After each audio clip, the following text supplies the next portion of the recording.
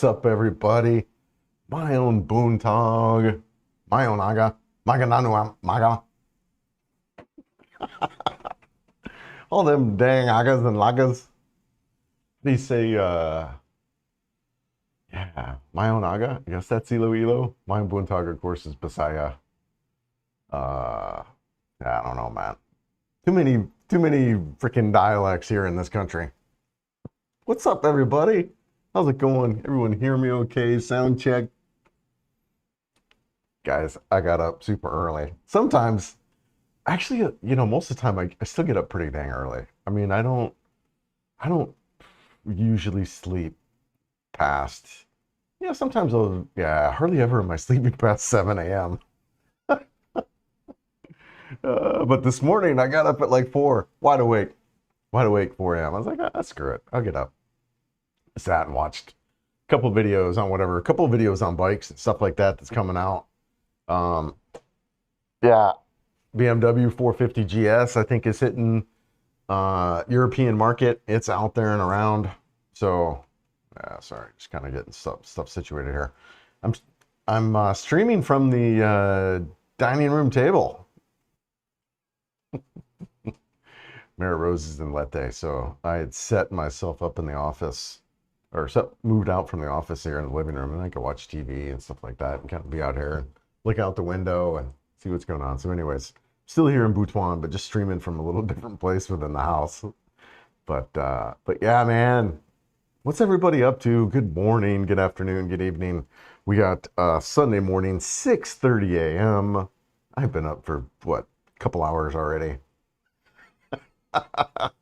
And it is 71 degrees. How about that, right? 71 degrees, 6:30 in the morning. So quite nice, right? Quite nice. And, honestly, upper 70s is, or lower 70s is quite cool once you've lived here for a while. You really kind of get used to the warmer temperatures. But, kind of with that said, the weather here is kind of it's always been a non-issue for me. It hasn't really been a big deal for me. Given we're 9 degrees latitude, it's pretty consistent, no matter if it's December 21st or June 21st, right? So you don't really get a fluctuation of temperatures. It's usually in the lower 70s to the upper 80s, sometimes in the 90s, but for most of the time it's in the upper 80s here at the highs during the day. Now, right now we're entering the summer season, March, April, May. We're actually in summer here. And those are some of the drier months, which they could feel a lot hotter because it's not as cloudy. Shade's a big deal, right? Shade's a big deal out here. So yeah, anyways, still learning, still discovering, as we all do in life, right? And, but yeah, the weather's been, that was one of my concerns, admittedly, when I moved here, coming from Colorado, a dry, cooler climate. Weather was a little bit of my concern moving here, but it's turned out to be a non-deal, honestly. You do get some wet days every now and then. Most of the time, the rain that you get is kind of, comes and goes. You don't really have a lot of all-day rains. You can get those, right? Especially if there's a low pressure system, but for the most part, yeah, the weather's been a non-issue. It hasn't been super hot for me. I actually feel like I deal with the heat better than some locals. The locals really, they go out of their way to, they avoid, the hot part of the day, which is smart, right? So yeah, so kind of living and learning out here. Another recent life lesson is, the more you can do yourself, the better off you are. Mary Rose, if she's, I don't know if she's watching or not. She just messaged me a second ago. Anyways, she's just getting up there. But the more you can do yourself, the better off you are. And, most of you guys can operate like this. And, in particular, if you come from a middle class or upper class type of background, right? You come from a mindset of pay the expert, pay the guy, right, to kind of do the expert work. Like most of us don't really do our own plumbing. We don't do our own electrical work. We don't, some of us don't even work on our own cars, right? We're not mechanics, none of that stuff. And what we've learned to do is pay the people who specialize in that to make sure the job's done correctly. Well, here it's, you know, it's the opposite, where you really want to do your own work. And so that's one of my big adjustments coming over here, is getting into that mindset of doing all my own stuff, right? And in particular in the world of motorcycles. And what's that saying? The mother of all invention is necessity, or something like that, right? And that's kind of what's been there for me, is, you know, necessity. Learning my own bike mechanics has been an absolute necessity because there ain't nobody who does that crap here. So, or if you do, you got somebody who's experimenting, right? And is that necessarily a good thing? And but you see kind of that way everywhere, right? Like in construction and all that. You know, we're here in this house, and you know, we've taken on a little bit of remodels and kind of making it our own in a long way. It's a long-term rental. So, you know, we've hired various contractors and people like that to do work, and their skill level varies greatly, greatly. And yeah, it's just been wild. And I go back to that whole thing, is the more you can do yourself, the better off you are. And so it's just kind of been a reoccurring lesson, I think, for me, and you know, over the past year living out in this country. It's a shift from hiring the guy to do the work versus doing it myself, right? Learning. And that's kind of one of the cool things too about our current environment, right? Our current time in the planet, time in the world, is we have some incredible learning tools at our disposal, right? And you know, like any tool, though, it's using that tool correctly. That I've also has been a big discovery process, right? And I mean like AI, right? Using AI as a tool to learn and figure crap out.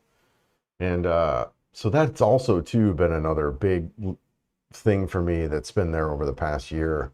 Incredibly valuable, but also too at the same side of it is, you know, I've seen a lot of the limitations too. An example of that is my current bike, my new bike, KLX230 Sherpa, right?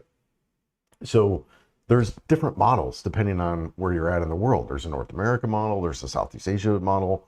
You know, my actually bike that I have, I don't think you can get in North America. You can get similar ones. You can get the KLX230 Sherpa S, which has, you know, slightly different seat heights and suspension travel because of that, things like that. Or you can get the DF, and I can't get the DF here. So anyways, there's some differences. And one of the differences is a rear tubeless tire. Well, AI was insistent that my bike is a rear tubeless tire, and come to find out it's not a tubeless tire. And so just crap like that, where, you know, you're constantly learning, you're constantly figuring crap out as you go, and it's just been really, really valuable, and also too time consuming. But you know, but I am a huge fan of AI. But like I said, using it more as a tool, and using both. I use Google Gemini and ChatGPT. I use both of those,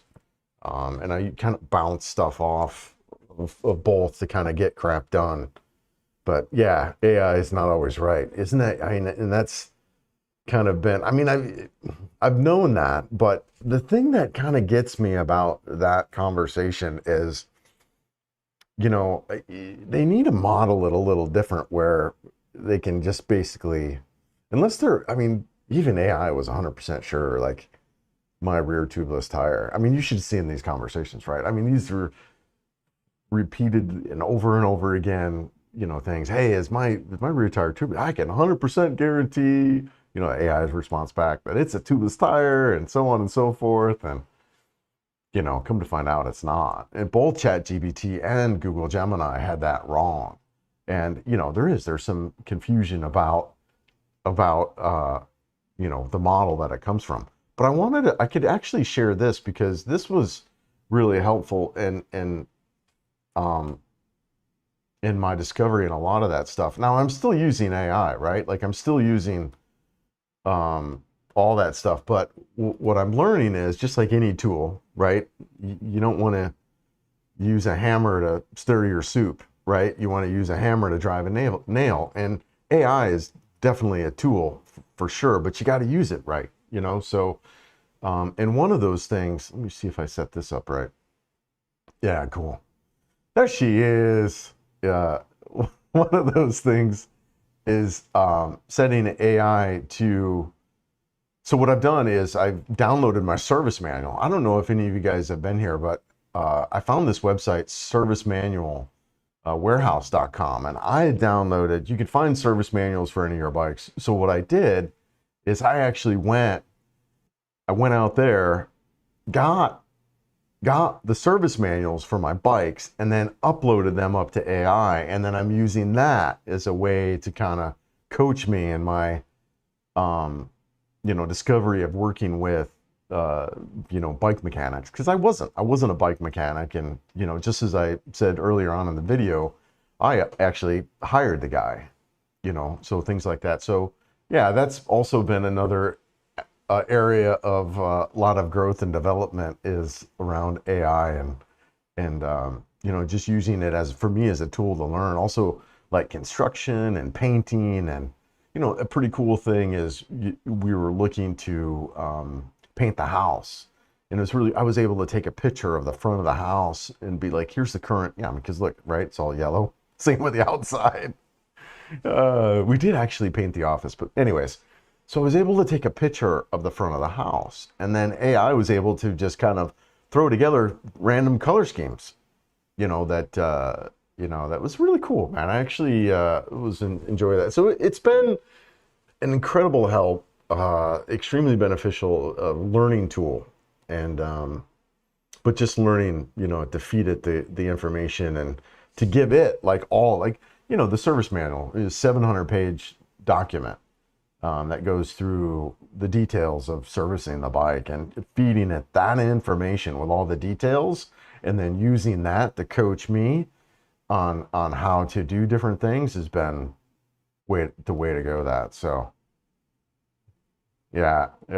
What is she out here? Did I miss her deal?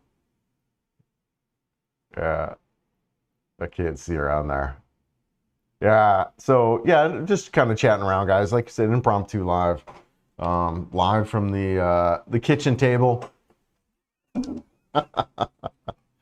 But yeah, just constantly learning, growing, developing. I do find it just incredibly valuable. I do wish it was a tool that was around for longer than it is, right? Like, I don't know about you guys, but traditional education for me, I didn't jive with. I don't know if it was if I have ADD or ADHD or whatever the hell. But I really struggled with traditional education and traditional learning, and AI would have been so helpful for me as a young kid. It really would have. I don't know. I could just see it now, and it just, anyways. I don't know where AI is at with reforming our education system, but I would imagine pretty significantly, and just excited for that.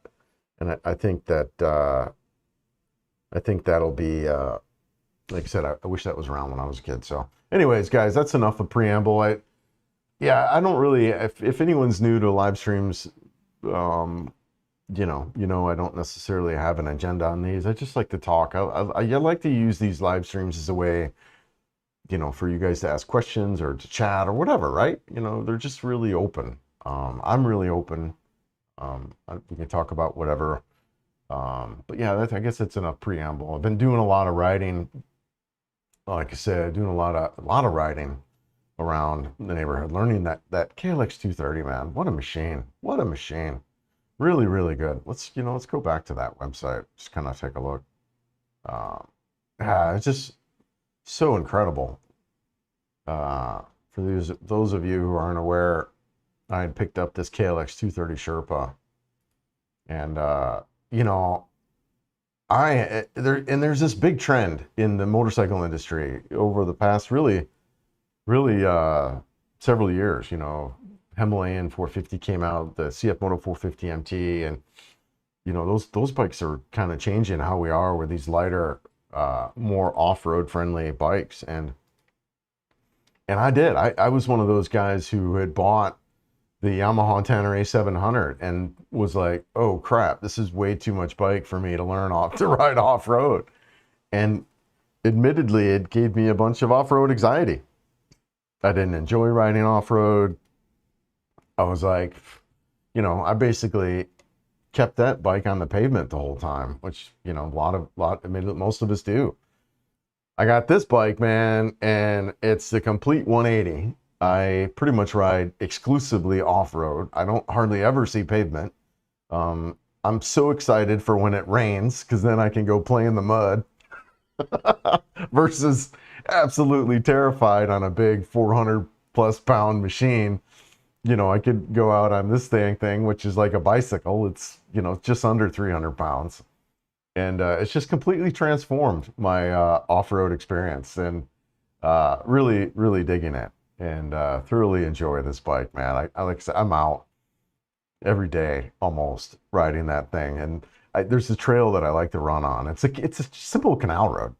You know, I've shot some videos from there. I'll maybe shoot one today. I was hoping it was going to rain again last night. We had a rainy day. So today is let's see, today's Sunday, right? So we had a rainy Friday. So Saturday, yesterday, was super wet. So I went out riding. Guys, freaking deep mud, man. I mean, mud up halfway up my tires. You know, just deep mud. And just going right through it. Back in, kind of squirming around, whatever, just kind of puttering right through, man. It was just so cool. Just so cool. Really enjoy learning on that bike to ride off-road. And, you know, I don't know how many of you guys are riders, and if you've ever been in this, like, I think most guys who do this, we get into street riding, and then we look at this adventure market, and it's like, heck yeah, man, I want to get into that. I'm all about it. And then we buy a bike like the Tanner A700 or so on, or a big 1250, 1300 GS or whatever, right? We buy these big adventure bikes with that in mind. And then we just don't, and then as soon as we try it, boom, we get hit with, I'm trying to sling around a 500 plus pound machine off-road, and it ain't working, right? And so anyways, that's kind of, that's what happened to me. And I just got where I just didn't even want to do it. And this bike, learning on a dual sport, it's, you know, everyone, I mean, Ben and Dork, right? Dork in the Road, and what's that? Rocky Mountain ADV, or what's that other guy? Ian from, can't remember his channel. But anyways, all these guys say this, and none of us listen, of course, because we're men. They all say this. It's like, start on a dual sport. They all, you know, start on a dual sport. And it is just so true. It is so true. It makes it so easy to ride, man. So easy. So anyways, man, enough preamble, as I said before. Let's get into some comments and read. And for those of you who are new to this chat, or this live stream too, I do run it a little bit differently. A lot of guys use StreamYard.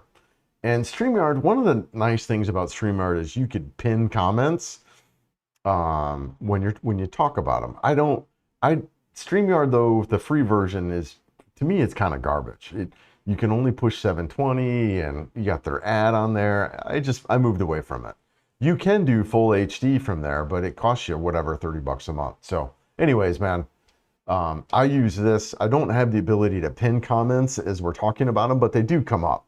They do come up, as you guys can see here. And then if you're watching a replay of this, you've got the live replay and things like that. So anyways, guys, I'll get to the comments. And then the other thing too, regarding the comments, the way this dang thing works for me is, I can, sometimes I'll scroll in my, so the comments show up on my screen, right?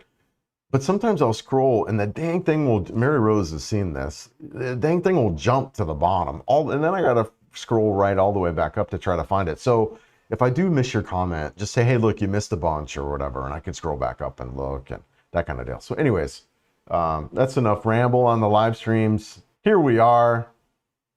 Actually, here is an option for pin message, but I don't think that'll do anything. Well, let's just try that. Yeah, no. Anyways, unpin. I think it'll just pin it in the comments. So, all right, guys, here we are. TTN Nudge, Chris. Yes, hey, good morning. Good morning, good afternoon, good evening. What's going on? Heath says, good morning from Sunny, Tennessee. Yeah, backyard cutting season. Yeah, things starting to grow up there, Heath. Yeah, good for you, man. Yeah, beautiful, right? Love the Smoky Mountains. Yeah, springtime in the Smokies. Ooh. Yeah, rhododendrons and lilacs and yeah, bluegrass. What's that? Bluegrass Highway. Gorgeous, gorgeous part. I lived in. I don't know if I shared with this or with you or not, Heath, but I lived in Kentucky for a while. One of my good lifelong friends, Sean, is from up there. Um, yeah, so I lived in Kentucky in the '90s. My son was born in Kentucky, so yeah. Yes. So yeah, hope all's good out there. Jeff, little known fact, this is Chris playing the ukulele. Apparently he carries it with him. And in between drive-by shots, he stops and plays for locals. Yes, the ukulele, my gosh. So I had started you know what, guys? I need to turn on my aircon. Hold on. I've got a wireless mic, but I'm going to run over here and turn on the aircon real quick because it's starting to warm up. Yeah, I had started playing the ukulele when I was in my wheelchair, recovering from a motorcycle accident. And once I got out of my wheelchair, I kind of stopped playing the ukulele. So I guess it's time for me either to reshoot a new photo or learn the ukulele again. I'm leaning towards maybe learn the ukulele again. I've got time. So anyways, but yeah. Good morning, brother. Good evening. Hope all is good there in the Great White North. Yes, Mayan Dalangalang.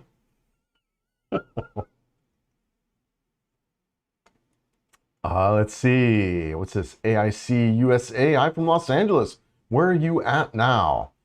Yeah, brother. I'm here in Butuan City, right? I live in Butuan City. You know what? Let's pull up the map. So I live in... I don't really like satellite map. I like this terrain one. So I live here in Butuan City, and Butuan City is in the northeastern part of Mindanao, which is one of the larger islands in the Philippines. I don't know if it's bigger than Luzon or not. It looks like it is, right? But yeah, one of the larger islands in the Philippines down south. And I've been here since July, so going on a year. And yeah, I dig it out here, right? I dig it. It's the thing I like about Butuan City is that you're able to really, it's a bigger town, right? So you're talking about 400,000 people here, which is one of the bigger, it's a bigger, like it's much bigger than Dumaguete. I think Dumaguete's population is quite a bit lower. Although, you know what? Let's look at, let's look. Hey, let's do a quick comparison on Dumaguete population versus Butuan City, and let's pull up a list of cities that are similar size to Butuan City.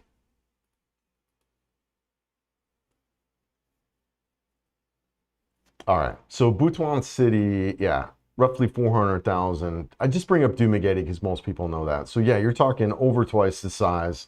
I think I'm showing this, right? Yeah. So yeah, you're talking over twice the size of Dumaguete. Yeah, similar size to Butuan. You got Batangas, Iligan City, okay. Mandawi, which is really part of Cebu, honestly. And then Baguio. Okay, that's interesting. Okay. So yeah, you've got a bigger city here, Butuan City. So you've got a lot of amenities. You got big malls. You got all that kind of stuff, right? But what I like about, let's pull up the map. Let me show you the map real quick. What I like about Butuan though is the fact that you don't have the traffic. Let's just see if we can look at traffic here. Now, granted, it's Sunday morning at 7 o'clock, so you're not going to really have a lot of traffic. But the way they've got this city laid out is you've got these bypass roads that kind of cut through here. So you can cut through this way through town. You can, of course, this is the main drag that you do get some traffic. Matter of fact, here you go. You got a little bit of traffic there. And usually it is right around the mall here. And then the bridges are another choke point. So you got a choke point here with this bridge and a choke point here with this, and then around the mall. Those are the kind of the three areas. But you've also got a bunch of other routes. You've got this middle road here, which has hardly any traffic. Plus you've got this huge big bypass that goes completely around the city. So you have all this bypass traffic too, which is super helpful. So you don't have all these big trucks and stuff running right through downtown Butuan. So that's one of the things that I absolutely love about where I'm at in Butuan City, is the fact that you've got a lot of options for traveling around, getting around town that are no traffic. So yeah, that's where I'm at. I've been out, like I said, I've been out here since July. I lived in let's pull up the map again. I'll show you kind of some other places where I live. I lived in Palampan Leyte before that. Here we are. So here's Leyte here. That's where my Uyab Mary Rose is from. So we lived out here in Palampan, really small town, like 60,000, right? Small town there. About an hour or so outside of Ormoc, which Ormoc is roughly the same size of Butuan. A little bit smaller, but so much more traffic, guys. The freaking traffic in Ormoc is pretty bad. And the thing that they do there, which is different, is they allow trikes and all that kind of crap on the road. See, Butuan City doesn't allow that kind of trike traffic. And trikes are just like these three-wheel vehicles, right? Yeah, if you don't know what a Philippines trike, Philippines trike. Yeah, so here's a trike, right? There's these dang things. They just kill the traffic, man. They just kill the traffic. And so yeah, that's the thing about Ormoc, is they allow this traffic, the trike traffic, to go all through, while Butuan actually does not. So that's what I like about Butuan, or one of the things, is you've got a bigger city, you've got hardly any traffic. You've got a lot of bypass roads, you've got a bigger city, so you got malls, you got restaurants, you got eateries, you've got all this stuff, but you don't have the traffic. I mean, even Dumaguete, right? Dumaguete, half the population size, and the traffic there is absolutely horrible. They don't really regulate the trike traffic at all, and they've done kind of a bad job of managing the roads and getting you in and out and moving around. Versus Butuan, they've got a big bypass road that runs through. You can get in and out of town easily. Even Iloilo, when I was out there, right? They've got really good city planning and city management, but crap, when I was going to the airport, the traffic there was an absolute nightmare. It was horrible. So anyways, that's where I'm at. That's what I like being out here in Butuan City. Yeah, the long of it. Duel says, good day to you from Colorado. Oh, nice. Yeah, nice. The wife and I are missing Butuan City. Yeah, nice. Nice, man. Duel May. Yeah, so I lived in Colorado. I don't know if you know that or not, but I lived in Colorado for 30 years almost, right? Late 90s to the mid 2000s. So very familiar, mostly in the Denver area, right? I had a house in Aurora, lived in Broomfield, Boulder, Longmont. So, and then downtown Denver for a while too. So yeah, I'm very familiar with Colorado in that area. Love it. He says, I know I do better in the heat compared to with freezing cold crap. Yeah. Yeah, I don't really miss. Sometimes I would like, it'd be fun to see the snow, but yeah, I've had my fill of snow. I'm good. I actually really like the weather here. In a lot of ways too, I feel that I deal with the heat almost better than some locals. You know, living in Florida for a while. Now, admittedly, it'd been quite a while since I lived in Florida, but I did live in Florida in the late 90s before I moved to Colorado. And the weather there, I think, is hotter. I think it's hotter. I like the sun. Like, I'll sit out in the sun and it feels good. I like how it feels on my skin. But yeah, man, I'm with you, Heath. Let's see here. Yep, you see I'm in the Philippines now. Yep, I am here. Google helps a ton on mechanical. Yeah, man. I'm digging AI. Yeah, see, there I go. I just freaking jumped all over that the comments there. Hold on. Oh, what a pain. Sorry. Yeah, but AI has been helping me out a lot. I like ChatGPT and uh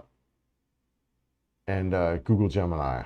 Sorry, hold on here. I just told that's the one thing I don't like about this dang software is that as soon as I scroll, it jumps all the way down at the bottom, and the fact that holy crap. Okay, here we are. A is not to the right. Arrows, great tool. Yeah, sorry, I got to jump down here, guys. Apologize for that. I used to be Heath. I used to be. I use YouTube to do a complete suspension on a 2001 Malibu. Yeah, man, you can. It is. It's super helpful, man. Super helpful. I'm digging it. Between YouTube and AI, man, I'm learning a lot. Let's see here. They didn't even have calculators for a regional price when I was a kid. Isn't that right? Yeah, so I remember when the first computers came out, you know, big old freaking three, not even 3 1/4. What was that, 5.5 or whatever? Floppy drives. Yeah, so I was a IT professional for a law firm. I was in IT most of my life, especially when I moved to Colorado. So when I was down in Florida, I was in hospitality industry because that's what happens in Florida. And then I wanted to get out of hospitality and I wanted to get into technology, as that was really a hobby and a passion of mine. So in the late 90s, I moved to Colorado to kind of get into that. And I did, and pretty much worked in technology from the late 90s to the mid 2000s. So yeah, Jeff says, and before the AI, there was YouTube vids. Yep, used to help me build my fence. I could get to the post out and then struggled over an hour and looked up the fulcrum on a lever on YouTube and how it worked. Right? No, YouTube University is great, man. It's great. I enjoy it. And then the AI has helped out a ton to kind of help out with that stuff. How do you like the dual sport in the Philippines? I have an XR650L in the United States and a few others. Guys, I'm thinking the dual sport might be the way to go out here. And look, it just really kind of depends on where you're at in the country. Let's pull up the map again. We can kind of talk about this. So, and this comes up a lot. But so here in Luzon, you've got some areas where a bigger bike, you've got interstates, right? So in this Manila region here, in this particular region, it might be better to have something above a 500cc bike. Now, for the rest of the country, though, some smaller displacement bikes are much more practical, right? So yes, I've just bought a dual sport. I'm absolutely loving my dual sport. I would like to see something on the light adventure side come out. You know, I know KTM's got the 390 Adventure, but I'm just not. I still think that engine is kind of the failure of that bike. You've got a high revving engine, and to me, that's just not the riding style that I like to have on an off-road bike. I like something that's more down low and torquey, versus something I've got to keep high in the rev ranges. That's just me and my riding style, though, right? And other guys might enjoy a high revving engine. Yeah, I want a tractor for off-road. So yeah, these small dual sports, these small light adventure bikes, you know, you got the CF Moto 450 MT, you've got the Himalayan 450. To me, though, I want something sub 300. I want something after being on the KLX. I like these 300-pound bikes. You know, once you start to get 400 or 500 pounds, these lightweight ADV bikes, I don't know, man. I'm personally not a fan. I like these lighter flickable bikes. So the bike for me hasn't been made yet. Maybe it's the 450 GS that's coming out. Maybe I'll have to look at that bike. And I know that's above 300 pounds, but yeah, I'm really looking for that. And maybe the CRF 300 Rally. you know, coming up in 2027 or 2028. Maybe they'll adjust the suspension a little bit, but you know, here's another thing kind of about a lot of bike stuff that I'm learning as I'm being out in Southeast Asia.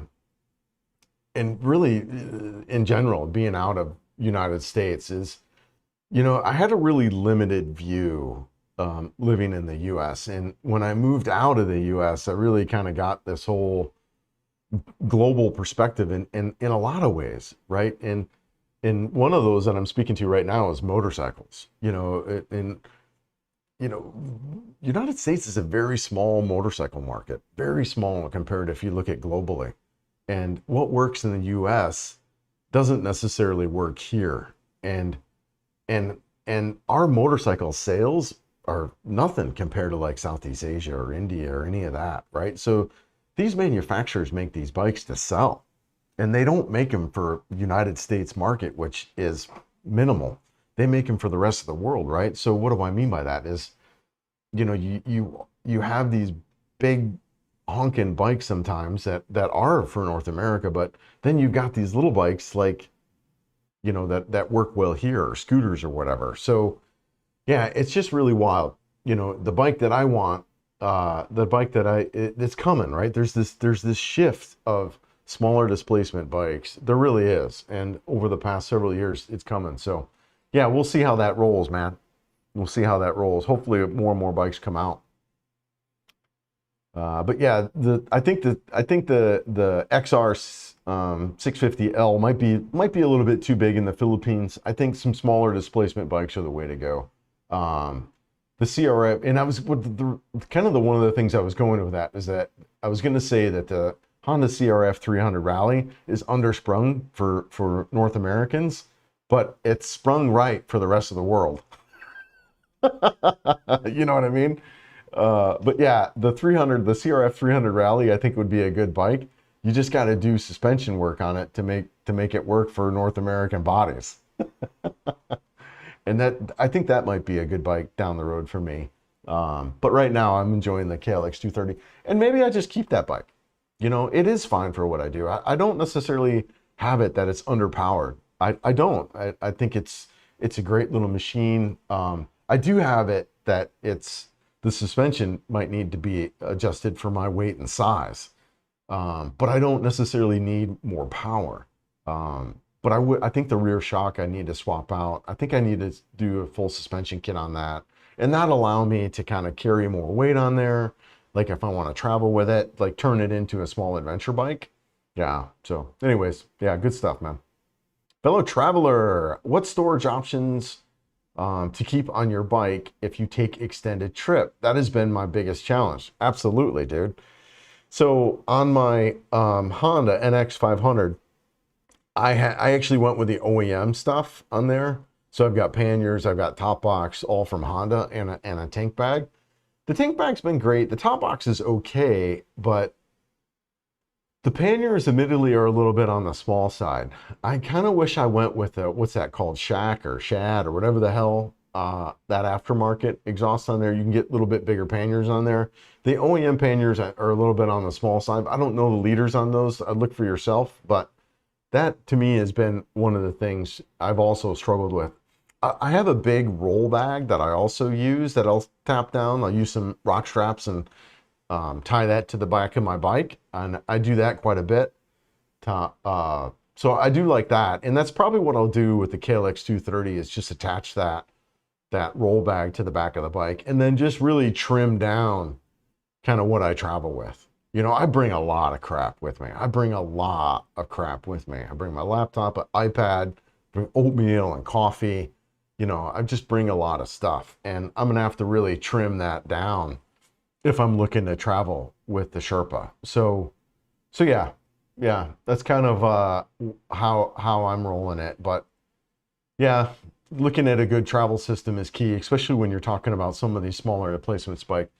But yeah, even the NX500, I think I've got too much weight on there, and I need to distribute that weight a little bit better. And I have, admittedly, I've moved stuff out of that top box. I don't like to keep the weight up high, but I'll probably like cut stuff. Like I used to bring my laptop and my iPad.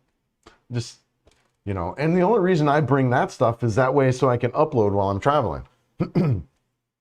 Right? If I wasn't trying to do this YouTube thing, I probably wouldn't even bring a laptop. I'd just probably bring the iPad.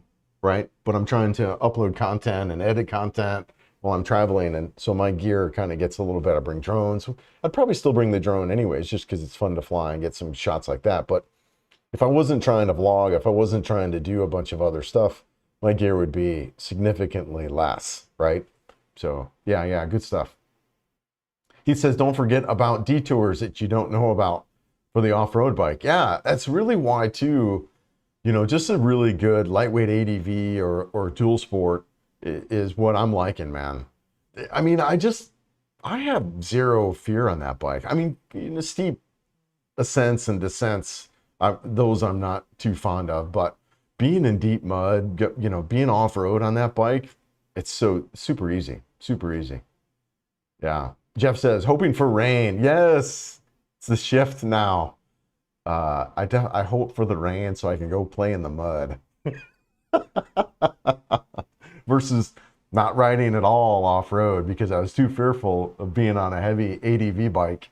Now I'm praying for it so I can get out and ride the mud. That's why I was actually hoping it would rain last night so I go shoot a muddy video, because yesterday, man, that mud was deep, but now it's probably drying out a little bit. So, but yeah, anyway, I'll get out and ride.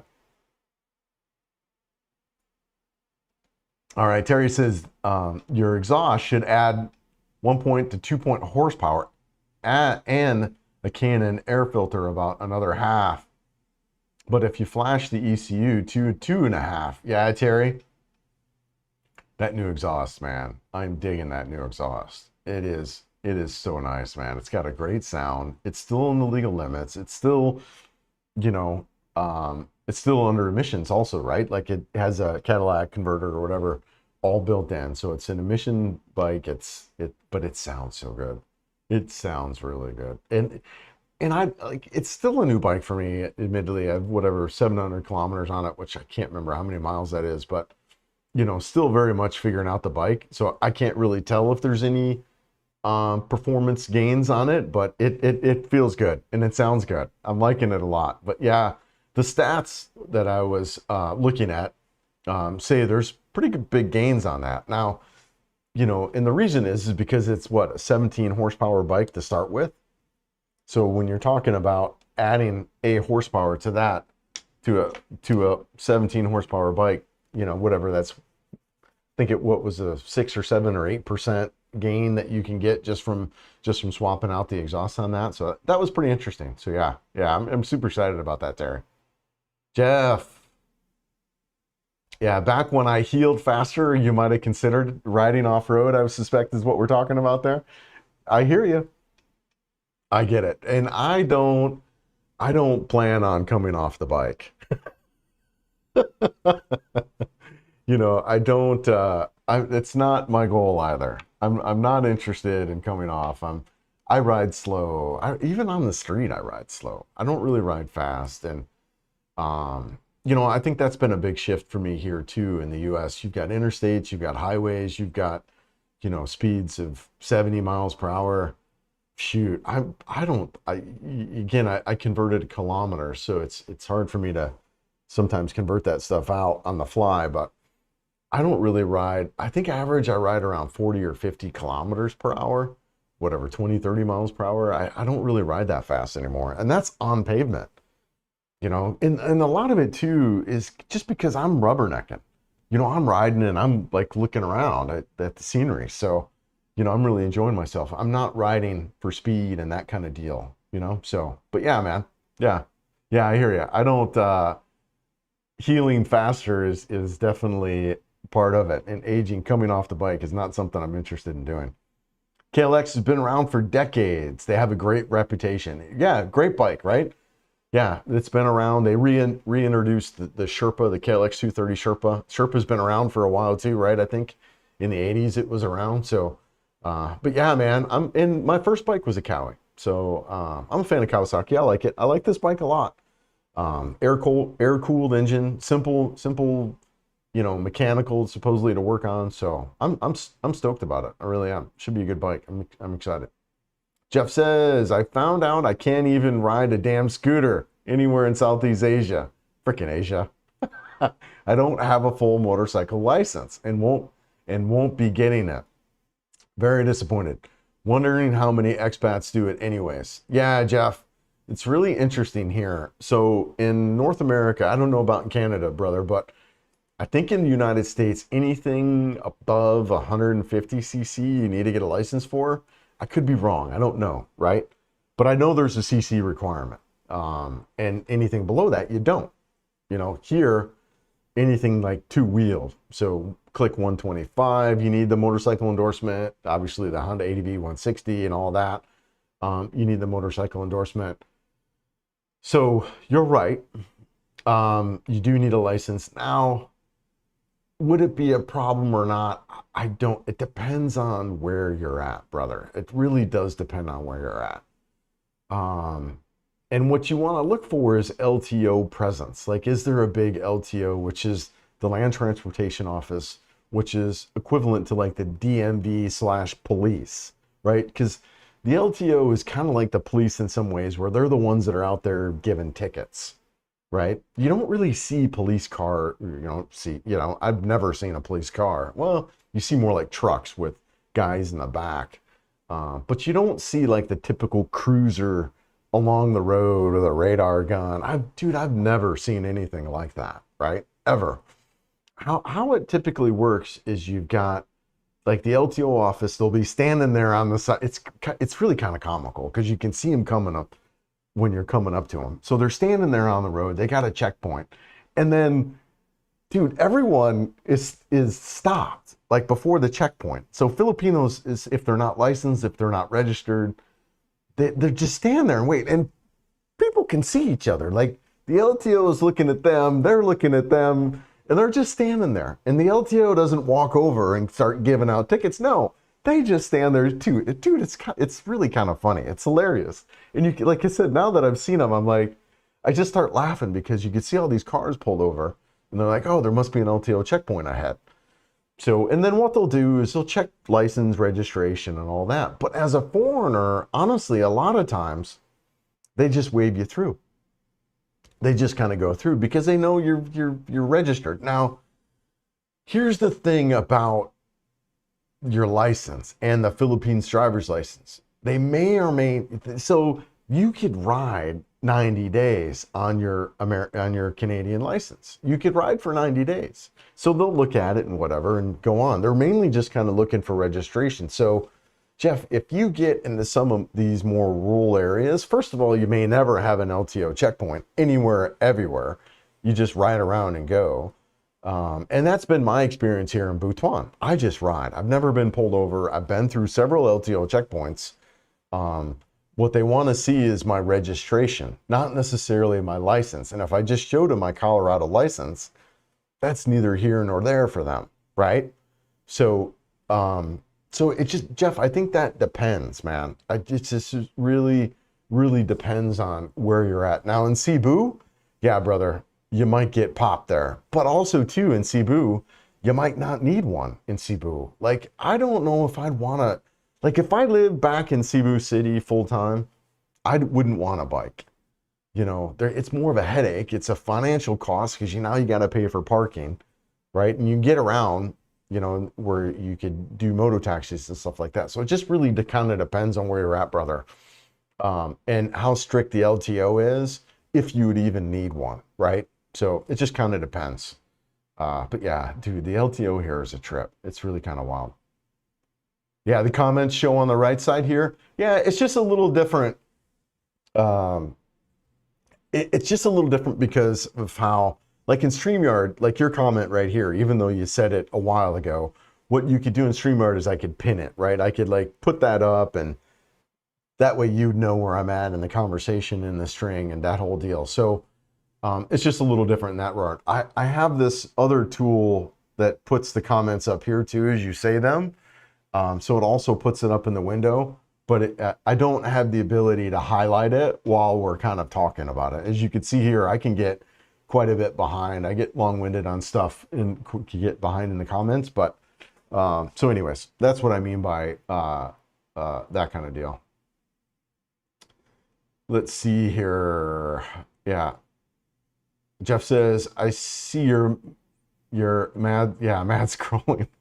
I thought you were pissed. Yeah, no, dude, it just kind of jumps around. The software is a little bit of a pain, and honestly, in the chat. But other than that, I really like it. The software that I'm using, Jeff, is I'm using, what do you call here? OBS. And it was a software that AI recommended, um, um, recommended for free. My main thing is I wanted something that I didn't have to pay for, and I wanted something that I could push 1080p with, right? Because oftentimes I'll put drone footage, I'll put whatever footage in, and StreamYard squashes it down to 720. So it bothered me that I had this 4K content that was getting squished down. So after kind of digging and looking at it, and I went with OBS. It's a free software. I dig it, man. I like it. It's easy to use. I've got hotkeys set up where I can just kind of jump around and show stuff to you really easy. That's the other thing I like to do is I like to show maps of stuff. So that's kind of what I went with it. I like it. My only complaint about it is the comments and how I can't pin comments like in StreamYard. But other than that, I actually really like it. Yeah. Yeah, nothing's popping up. Get the uke out and strum us a few. You know it, brother. It's time to pick up the ukulele again. I kind of agree. This time.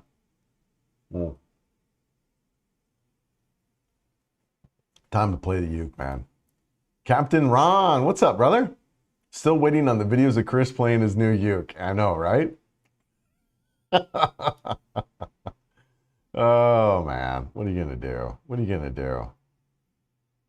You know where I'm at? Yeah, right in Butuan. Yeah, I like it. Like I said, I've been out here since July.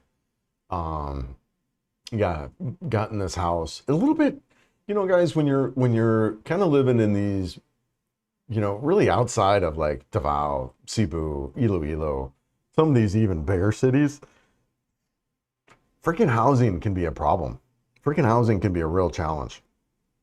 You know, I remember in Leyte, we're just talking about Mary Rose is back in Palapan route visiting some family, and we're talking about it. We would have probably stayed in Palapan if we could have found decent housing. You know, I don't know if you guys have seen my Tabo bathroom video where Mary Rose shows us how to use a Tabo. I mean, that was my house in Palapan, right? I'll just kind of show you guys kind of where that's at. Yeah, I mean, but I loved it out there. But we struggled finding a house, man. We couldn't find a place. You know, super small town, 60,000 people. Yeah, guys, this was so trippy. This fruit bat, unbelievable, man. These freaking ginormous bats, man. They're no kidding. They're like a fox. And that might be the other name for them too. These fruit bats, they're like the size of a fox. They're just massive, massive.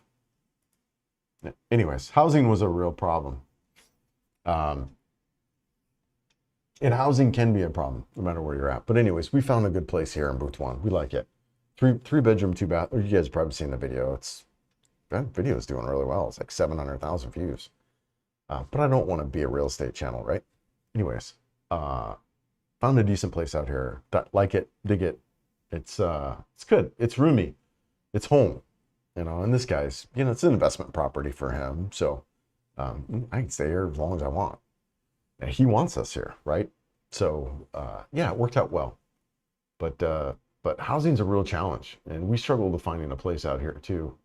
Well, spent about a month. We got in an Airbnb and spent about a month kind of looking around. Let's see. Yes. Jeff says, how does it compare to Surigao City? Well, yeah, so Butuan City and Surigao City, let's pull up the map. And so not far, right? And the nice thing about Surigao or Surigao, however the hell you pronounce the damn thing, you know, yeah, it's actually, let's take a look at that.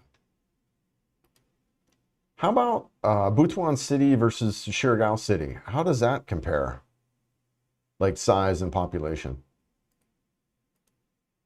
I think, let's see if it's gonna, that's not how you spell that. Well, that might be the island. Yeah, hold on here. Yeah, hold on.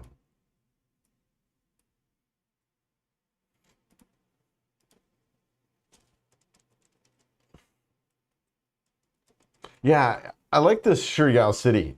Uh, I do dig this. And yeah, so let's look at this, right? Oh, Butuan City now for over 400,000. So half the population. But am I showing this? Let me make sure I'm showing this. Yeah, cool. So, so yeah, about half the population. The cool thing I like about Surigao City, though, or Surigao, guys, I'm horrible with the city names. Apologize for that. But um, yeah, interesting. Surigao City is more compact. Even though it has a smaller population, it feels a bit bigger and tighter because the land area is 30% of Butuan. Really interesting, right? Yeah, and that's true. I can see that. I can see that. And this is the thing about a lot of these cities. The thing about Butuan that is so cool is it is really spread out. And you just don't have the traffic, man.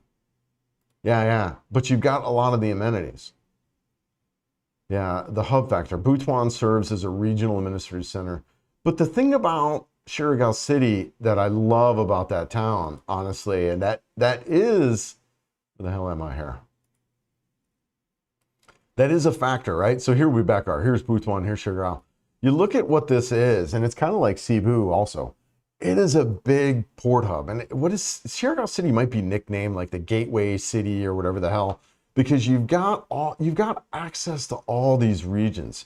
You've got access to Surigao, you've got access to Dinagat, you've got access to Leyte, you've got access to all these areas here, man. And I dig that. So if you were kind of wanting to come here and get to some more remote areas of the Philippines, Surigao would be it, man. Surigao City or Surigao City, whatever the hell. That would be it.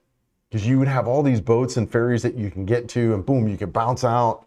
You can hit different regions and areas, man. Really cool. And it's a big enough town where you've got some stuff. You've got a little bit of a mall here of there, and I think that we're building something too. You've got some stuff out there. It's all right. I do like Butuan.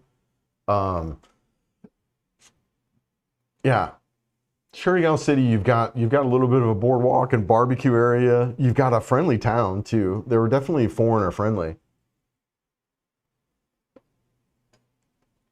You've got access to kind of eastern Mindanao, which you can ride down to. Right? Let's pull that back up on the map so you can see that. You could ride down. So my buddy, shout out to you, brother Jim. He and I rode down this whole east coast of Mindanao together. He was just sharing with me about this cool place. I can't wait to get up to do it from Tagum over to Valencia. Really cool road. I cannot wait to ride that. Look at that, right? As Mary Rose like to say, it's some chicken intestine there. Yeah, I can't wait to get up and ride that. Stay in that treehouse place he was showing me. But yeah, I like Surigao City. I think it's a great option, Jeff. I do. I really do. I think it's a especially, Jeff, if you're into some of these smaller towns. Yeah, you find it a bit boring. I bet it's quiet. And Butuan's like that too. Sorry, I just saw it when it came up here. Butuan's like that too. Butuan is boring, guys. It is boring. Yeah. You got to get over here for an airport. Very true. Very true. Yeah, Butuan is small like that. Matter of fact, I sold my X3, right? I sold my because I have the X5 and the X4. I don't need the X3. So we sold it. And the guy coming to pick it up, he was taking a bus over from near Hanog, which is a city a couple hours east. Anyways, he got here around 10 at night. I hadn't been out at 10 at night and maybe even ever here in Butuan. So I was out riding around at 10 at night to go meet up with this guy. And first of all, it was cold. It was 72 degrees. And I'm riding around on a scooter in my shorts and freaking shirt. And I was cold, man. I was like, wow. So, and then the other thing I noticed is it's dead. There ain't nobody on the road. There ain't nothing going on. So yeah, if you're into nightlife, if you're into stuff there, Surigao City, Butuan, they kind of die down early on. And I kind of feel though, Jeff, and for the rest of you guys too, that's the case in a lot of these towns. Now, some of the, if you're in a little bit of a college town though, there can be pockets that you might have to discover if you're looking for a nightlife. I bet here and maybe there might be some kind of stuff, but yeah, I mean, nightlife in general, you're pretty limited, I think, to some of these bigger cities. You really are. And to me, I don't even like, look, I don't even drink alcohol anymore, so it's not really, nightlife is not a factor at all. And when I'm looking at a place to live, I mean, I'm like last night, I think I was asleep by 9:30 and I got up at 4, right? But so I just, nightlife isn't really a factor for me, like it is for some guys who are here. And look, I'm not judging or whatever that crap, right? I'm just saying for me, it's not even on the list of things I consider when picking out a town. But yeah, they can be slow. Butuan's pretty much the same way, but yeah, yeah. I have some friends in northern Mindanao. Yeah, yeah, no, nice. I dig it out here, man. Oh my gosh. Holy crap. Scroll through the damn context or comments again. Oh, what a nightmare. All right, hold on. Okay, there we go. Sorry about that, guys. Fellow traveler says, I brought a, yeah, exactly. If you want nightlife, Angeles City, if you want nightlife, Davao City, Cebu City, these bigger cities. Davao has a little bit, but it's the Philippines is in general is a pretty conservative country, right? Really, what, Catholic, very people, like that was one of the things that also, hold on, I'm gonna get some more coffee. That was one of the things that shocked me about the culture here is it is conservative. It's conservative. Highly spiritual, very religious, you know, but so they're just it's not a super nightlife. There's pockets and regions that you can get into where there's some nightlife, but for the most part, it's a pretty conservative culture. The bigger cities have it. Yeah, have some things you can go out to. You know, Thailand obviously has got some stuff, but yeah. Yes, I bought a Click. Fellow traveler says I bought a Click 125 and love it. I ride it locally, no stress. Yeah, having a car like USA Life. I'm with you, brother. I'm with you. The scooter is the way to go when you're outside of the bigger cities. It really is. Hold on, yeah. Doing a live stream, babe. Come on up. All right. All right. So yes, scooter is the way to go in 90% of the country, guys. I was just talking to my buddy Fletch yesterday about bikes. I've got the KLX 230 Sherpa, I've got the NX 500, and I've got the Honda ADV 160. If I had to choose one bike, it would be the ADV. It really would. It really, especially here where I'm at. You can travel on it, you can tour on it, you can get a top box, you can do all of that stuff. It's a freaking station wagon. We go grocery shopping in it. It is the ultimate tool for this country. It really is, man. I really enjoy the scooter. You can get in it, if you're in Cebu, you can get in and out of traffic easily on these scooters. You can tour on it. You've got all these 20 plus liters of storage under your seat. You can get another big top box. They're just so dang practical and they're comfy. Mary Rose toured all over the Philippines on that dang scooter and went everywhere and anywhere that I went on my NX. You don't really ride, at least I don't really ride fast, through here, and the scooter is plenty fast enough. The one thing the scooter doesn't have is suspension, and sometimes you need that suspension. That's why the ADV kind of has a little bit of a better suspension than any other scooter that's out there, better than the NMAX and all that PCX, right?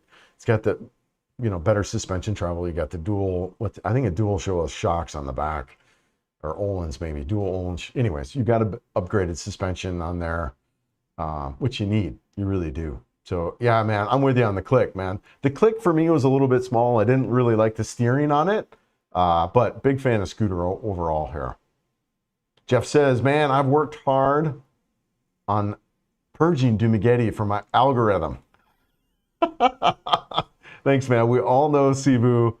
We all know Cebu, the place, according to our singing expat buddy. My God.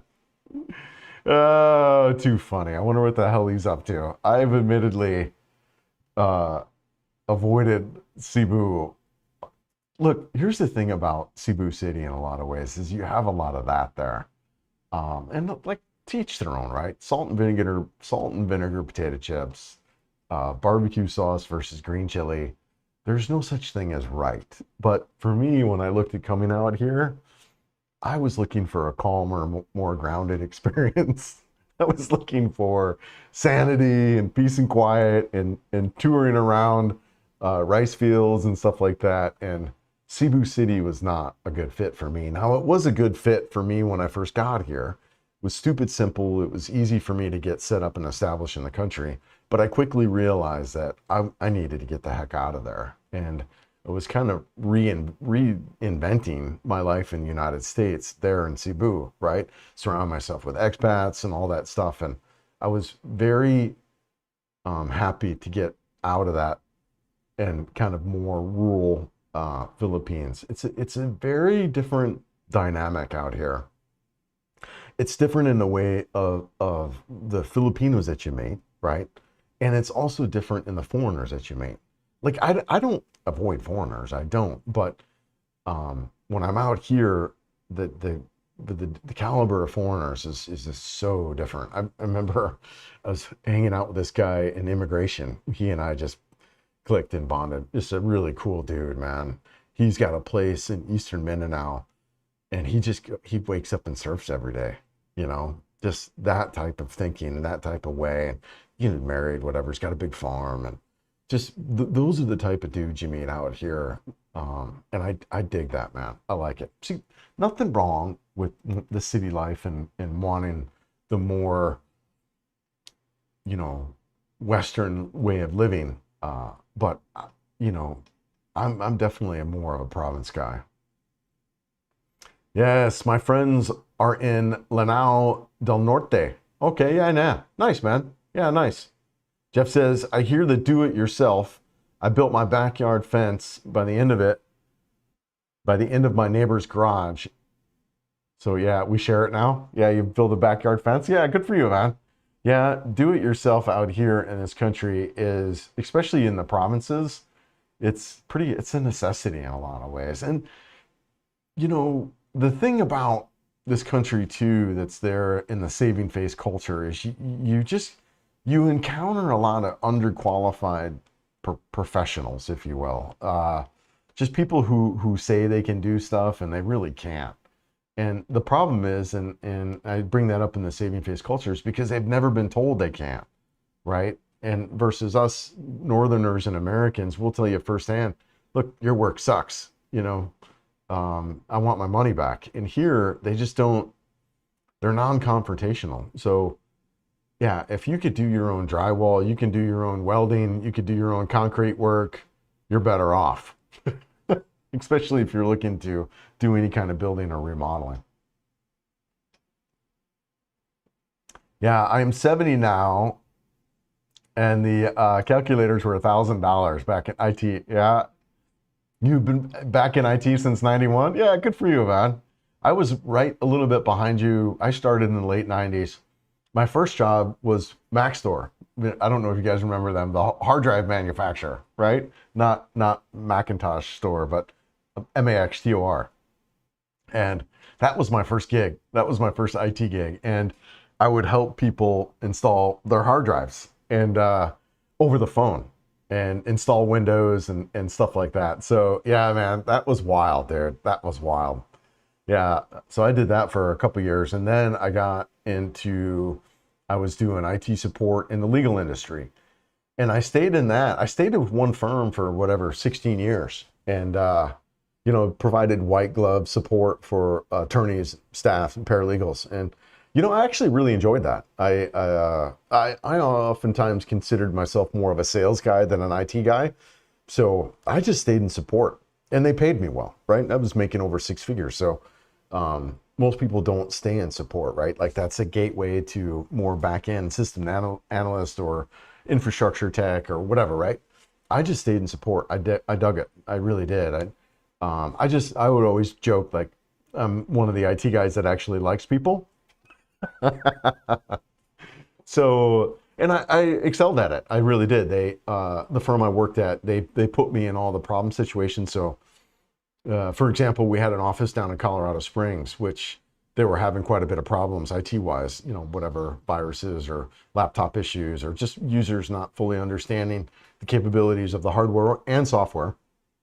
So I was the fireman. Went down to put out all those big fires, and I did that over and over again in a bunch of offices. So I became well known for my ability to put out fires. And these were high level attorneys who were like, they would go say over and over again, I'm leaving this firm unless you can fix my stuff. And that's who they sent, was this guy. So anyways, it was kind of fun. I do miss it in some ways. I miss the relationships that I built and things like that. But my department was an absolute mess. It was a nightmare. And anyways, I think IT departments in general are nightmares, man. You've got a group of people who have no idea how to relate to other people, mostly, and and then those people become managers within their own department, and yeah, the managers, like I said, I love the work. My department was an absolute freaking joke. So, anyways, yes, there she is. What's up, girl? For Brecky. She's Jeff. Oh, what's up, babe? ¿Cómo está acá? Oh, hope you're good there. When are you coming home? Huh? When are you coming home? Oh, too funny. So Mary Rose is back in Leyte. She is there visiting with family. They had decided as a family, but instead of coming back for Christmas, that they would come back now in March. And so she's back there visiting with all her family. All of her brothers and sisters are back there, and I decided to not go because then she can just stay with family and do that. Versus if I went, we'd have to get, just because the house doesn't necessarily accommodate me and everyone else that's there. So she went, and then, as some of you know or may not know, we actually had a kitten show up at our doorstep a couple weeks now, half dead, and I just couldn't let it die. So we have a so I can't let the cat. So that's the other reason why I'm not there.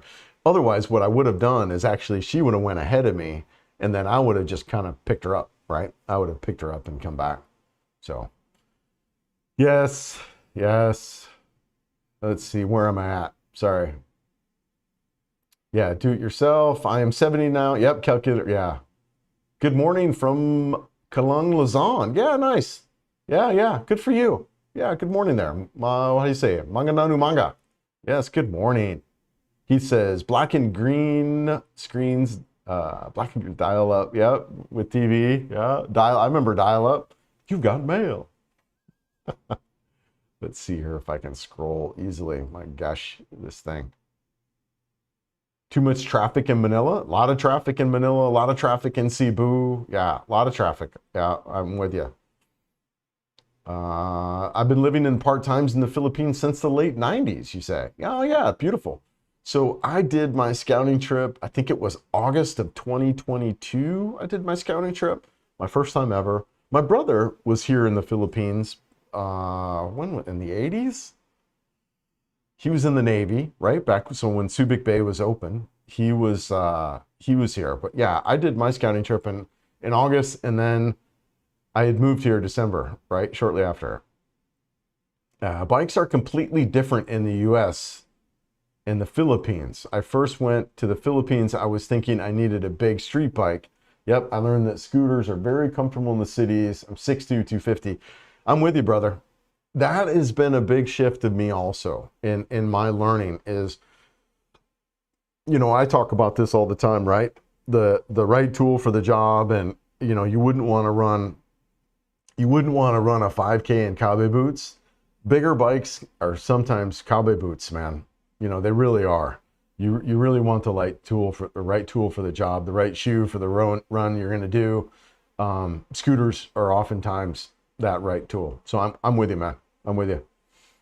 I've been looking to get in the dual sport in the Philippines. Yeah, so great info. I appreciate it. I'm just getting into it. I'm learning to ride. I love the KLX 230 Sherpa. Admittedly, though, I start to wonder if the CRF 300 Rally might have been a little bit of a better choice, but I don't know, right? Like, so part of this thinking on the Sherpa was thinking that Mary Rose might kind of move into this bike also, and the two of us could start riding off-road together, and then maybe I would look for a bike, like I'm talking like 2027 was kind of my long-term plan with this bike. So I don't know, right? So I was really looking for a bike that she could also possibly ride on also. And, you know, she's 5 foot nothing, man. And she's already nervous about riding that KLX 230 Sherpa. If I would even get a bigger bike like the KLX 300 or the Honda CRF 300 Rally. So anyways, that was kind of my thought around that. But the dual sport, this KLX 230 Sherpa is really good, man. Really, really good bike. And I'm 5'10" and 220. So, and it's fine for me now. Admittedly though, I think I'm at the limit of that bike. I do think rear and front suspension would be in order, especially if I'm looking to strap on any kind of bag on there. Yeah, no worries, brother. Yeah, I'm really enjoying life here, brother. Yeah, average speed around 35 to 40 miles an hour. Yeah, no, so true, so true. Yep, it's why scooters work so well. No, you're right on. Jeff says, and also you have to drive more defensively here. Lots of people not following the rules and lanes ending unexpectedly. Yes, Jeff, it is there is a different riding style out here. Now look, this mindset also too, I think is important as we come here to this country. It's important to give up this right, wrong, good, bad kind of way of thinking. I'm not saying you're this way, but you know, you want to, because I see guys struggle with this. They're like, well, the Philippines is wrong. And they're not. It's just different, right? And I think that's important for us to acknowledge, especially someone who wants to live here long term. You know, but there are some big differences. And this is something I struggle with too. And that's why I kind of bring it up. And I say this because of an example of what's different is how they merge, right? So they'll merge onto the road. And sometimes when they merge, one, they don't look, right? It's very much of whoever gets there first.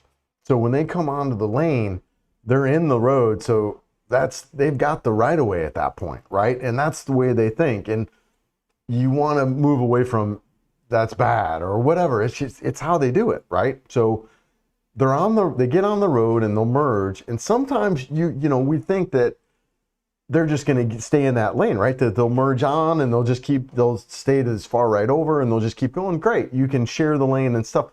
No, sometimes what they'll do, they'll shoot all the way over, right? They'll come in that lane and boom, all the way over. And that is such a different way of merging than what we're used to. And you got to be ready for it.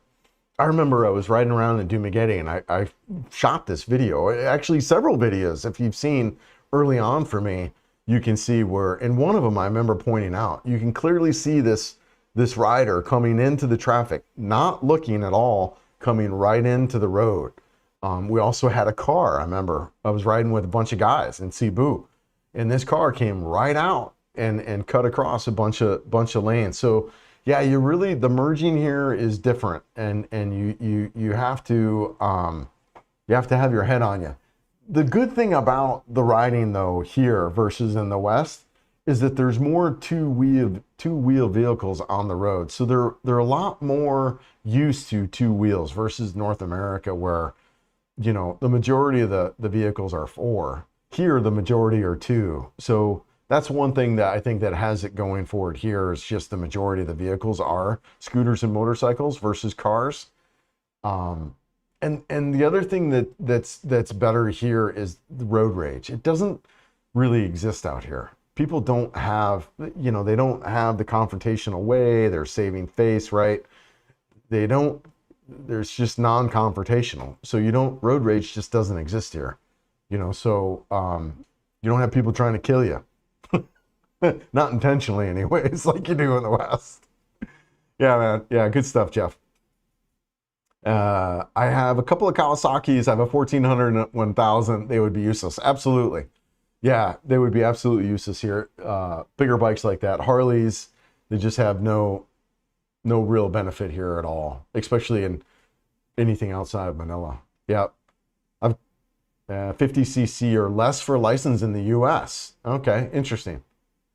Anything above 50cc in Tennessee is a requirement there. Yeah. You know, LTO is coming because they all run and turn around. It's so funny here. Mary Rose and I laugh about it constantly. One of them, we were in Negros, riding through Negros, and I didn't know what the hell was going on. I'm seeing all these vehicles pulled over, and we get up and we're like, shoot, can we go around? Do we have to stop? What's this all about?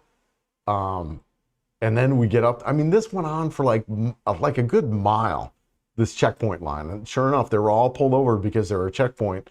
And we get up through the checkpoint, and they were checking everybody. Like, you went through, you were getting pulled over. So we showed them the license and our registration documents. Now, here's the thing about registration that I've also brought up before too.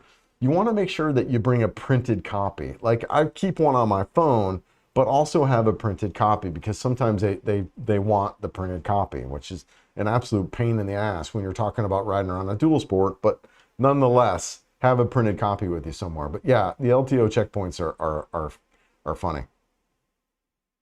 Yeah, you know, the LTO is coming up because they all turn around. Yeah, it's very true. Yep. Also says, true that if we foreigners, we normally get waved through LTO stops. Very true. The one thing about that though is, like, when you're in Cebu City though, it's more of a money maker in a lot of ways. So you probably get pulled over there. Yeah, as long as you have a helmet. Yeah, and that too also depends on where you're at.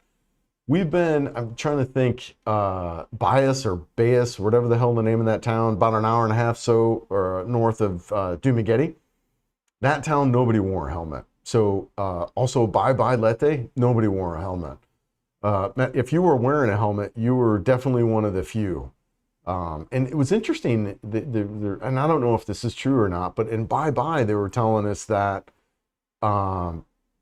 that they didn't want you to wear a helmet, that they had some violence, and these people were wearing helmets on, and they went through shooting up a grocery store. And so yeah, they don't want you to wear a helmet. So it just really depends on where you're at, and if you know, it's an issue or not. So yeah, that's what the rules and regulations can vary depending on what's going on and where you're at. That's true that we're foreign normally get waved through LTO stops. Okay, yeah. 1 second, just get my watch on here. Yes, you have the learner's motorcycle in Canada. I can ride through anything. I just can't ride at night or double. Well, yeah, I don't know about the Canada driver's license thing, but what I did, and if you can, Jeff, try to get your motorcycle endorsement there, and then you could just transfer it over. It is pretty simple. Yeah, StreamYard works well. I had YouTube. Yeah, I just don't like the fact that it squashes down to 720, and then you're basically paying that. You know, you've got the big advertisement there, and yeah, I'm uninterested in. I mean, if they want to give it to me for free, that'd be different. Yeah, I could use this for free. So, yeah. Oh, I'm getting hungry for breakfast. Let's see here.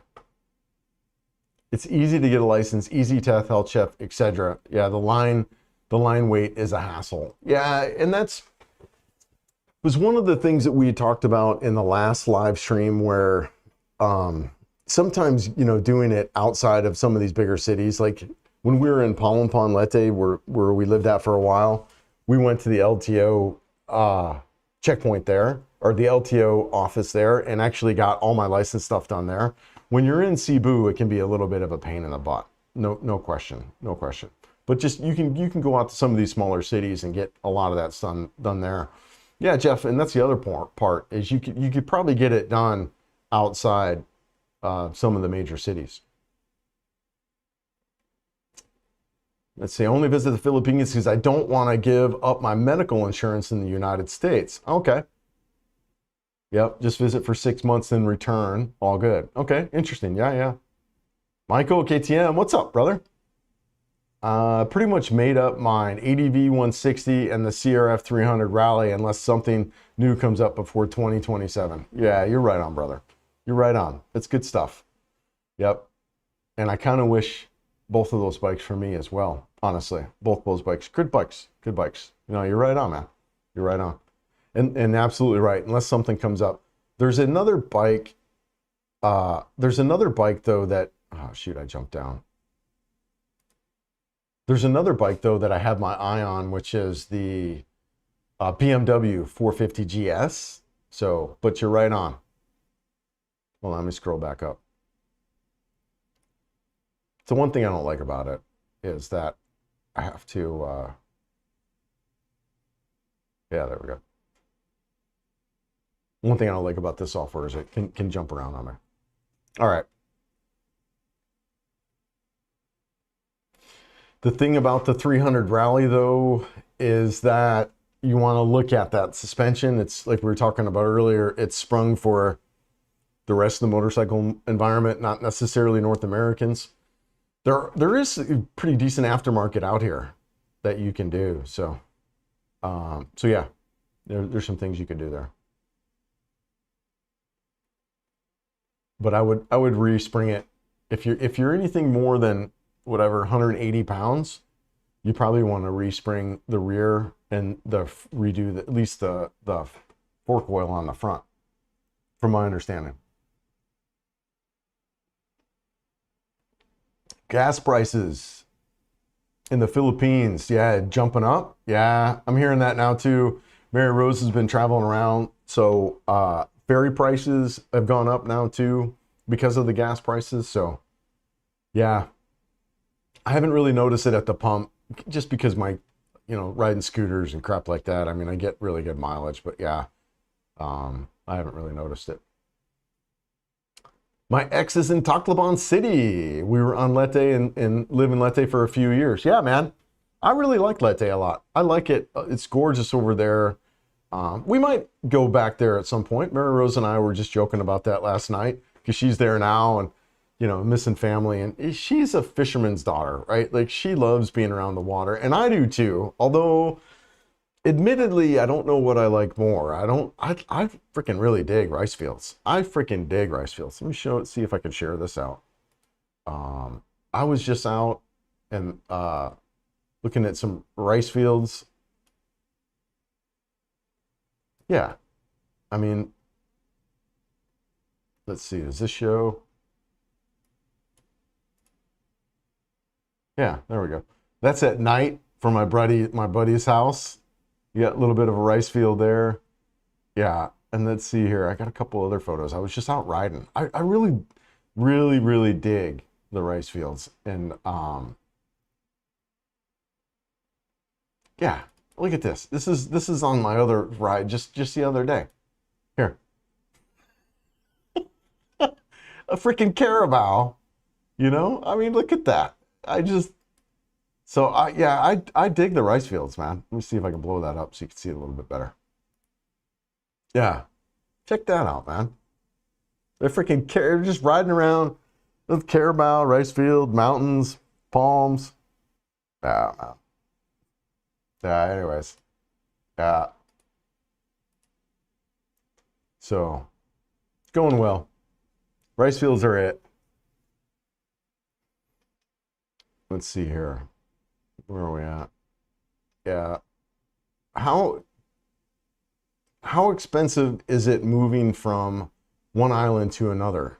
I'm currently in Cebu City and I'm thinking about moving to the province, but I've got a lot of things to move at this point. So yeah, so you're looking at for moving from one island to another. Okay.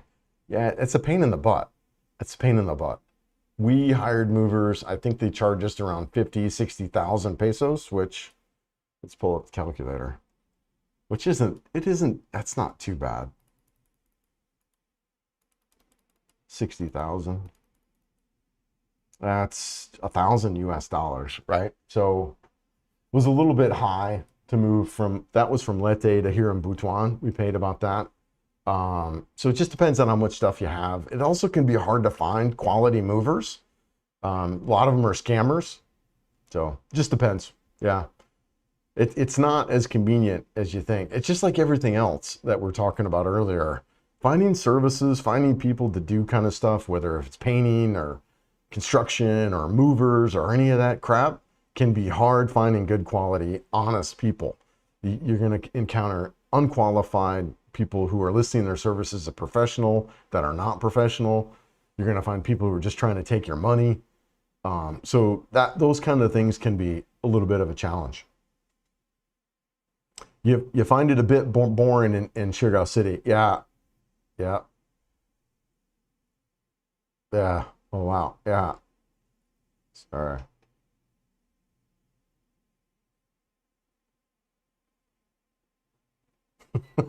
The 50-year-old squat, get up, get down. Jeff says, wife and I are going to Angeles City very soon. Her first time. Yeah, I've never been to Angeles City. I've never been out there. I don't know. You know, Clark, which I guess is nearby there, would have my eye, but I don't really, like, I'm not into nightlife and stuff like that, so I don't really have any desire to do kind of the traditional Angeles City experience. You know, several friends who have, someone's alarm's going off. Oh, yeah. You know, several friends who have the ADV 160 and love it. Yeah, no, I think it's a great bike. I really do. I think it's a phenomenal machine. Yep. Never heard a bad word on the, yeah, no.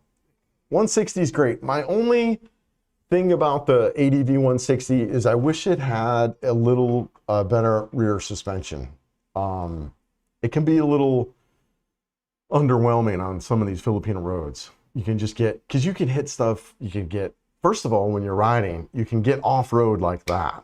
You know, like gentleman was saying earlier, roads end, streets end, stuff like that. So, so I just wish the ADV had a little bit better suspension. I wish it was a little more off-road capable. And then honestly, it'd be perfect. But that's my only kind of criticism of the ADV is it's just not quite off-road. Even though it says that it is, it's not. Fred Thompson, my R1 might be a bit much. Goodbye. Mary Rose. Yes. Hey, Jeff. Did you have dried fish for brekkie? Yes. When she gets back, she had snails, dried fish, sea urchin, all that stuff that she loves. She is a fisherman's daughter. Yeah, not excited about dried fish. I'm with you, Fred. I'm with you, Fred. I am not excited about dried fish either.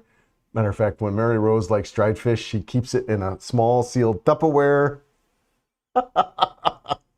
Yes, she keeps it there and eats it outdoors. Honestly, you know what's worse than dried fish? Is squid. Holy crap, that stuff stinks. I mean, even people who eat it and then walk by you, you can smell that squid then. That shit is stinky. Yeah. Not excited. Yeah, I'm with you, man. I'm with you. The original computers were 888, then original Pentiums. Yeah, my gosh. They had no HDs and ran off of 5 1/4 discs. Yep, I remember that. I remember that. Yeah, yeah. We had an old Apple, like an Apple IIc or an Apple IIe. Then we had the original. Remember the Mac, the tower thing? Actually, I had that was wild. We had that. Had a 3 the floppy disk in there. But we had one of the original Apples that had the 5 1/4 floppy. And then, yeah, wild, man. Wild. I remember. I got sea urchin seashells and fresh fruit for brekkie. Uh, I'm with you about province living. I do not want to be surrounded by foreigners, Kevin. Yeah, I hear you, brother. Yeah, but good to meet up every once in a while. Sunday is our motorcycle club ride, so we do it all together for the day. Kevin, here's the thing about there's certain areas and certain places of Cebu, well, just like in North America, right? United States. Depending on where you're at, you kind of have this way about you, right? If you're from the Midwest, if you're from the South, if you're from New York City, Chicago, right?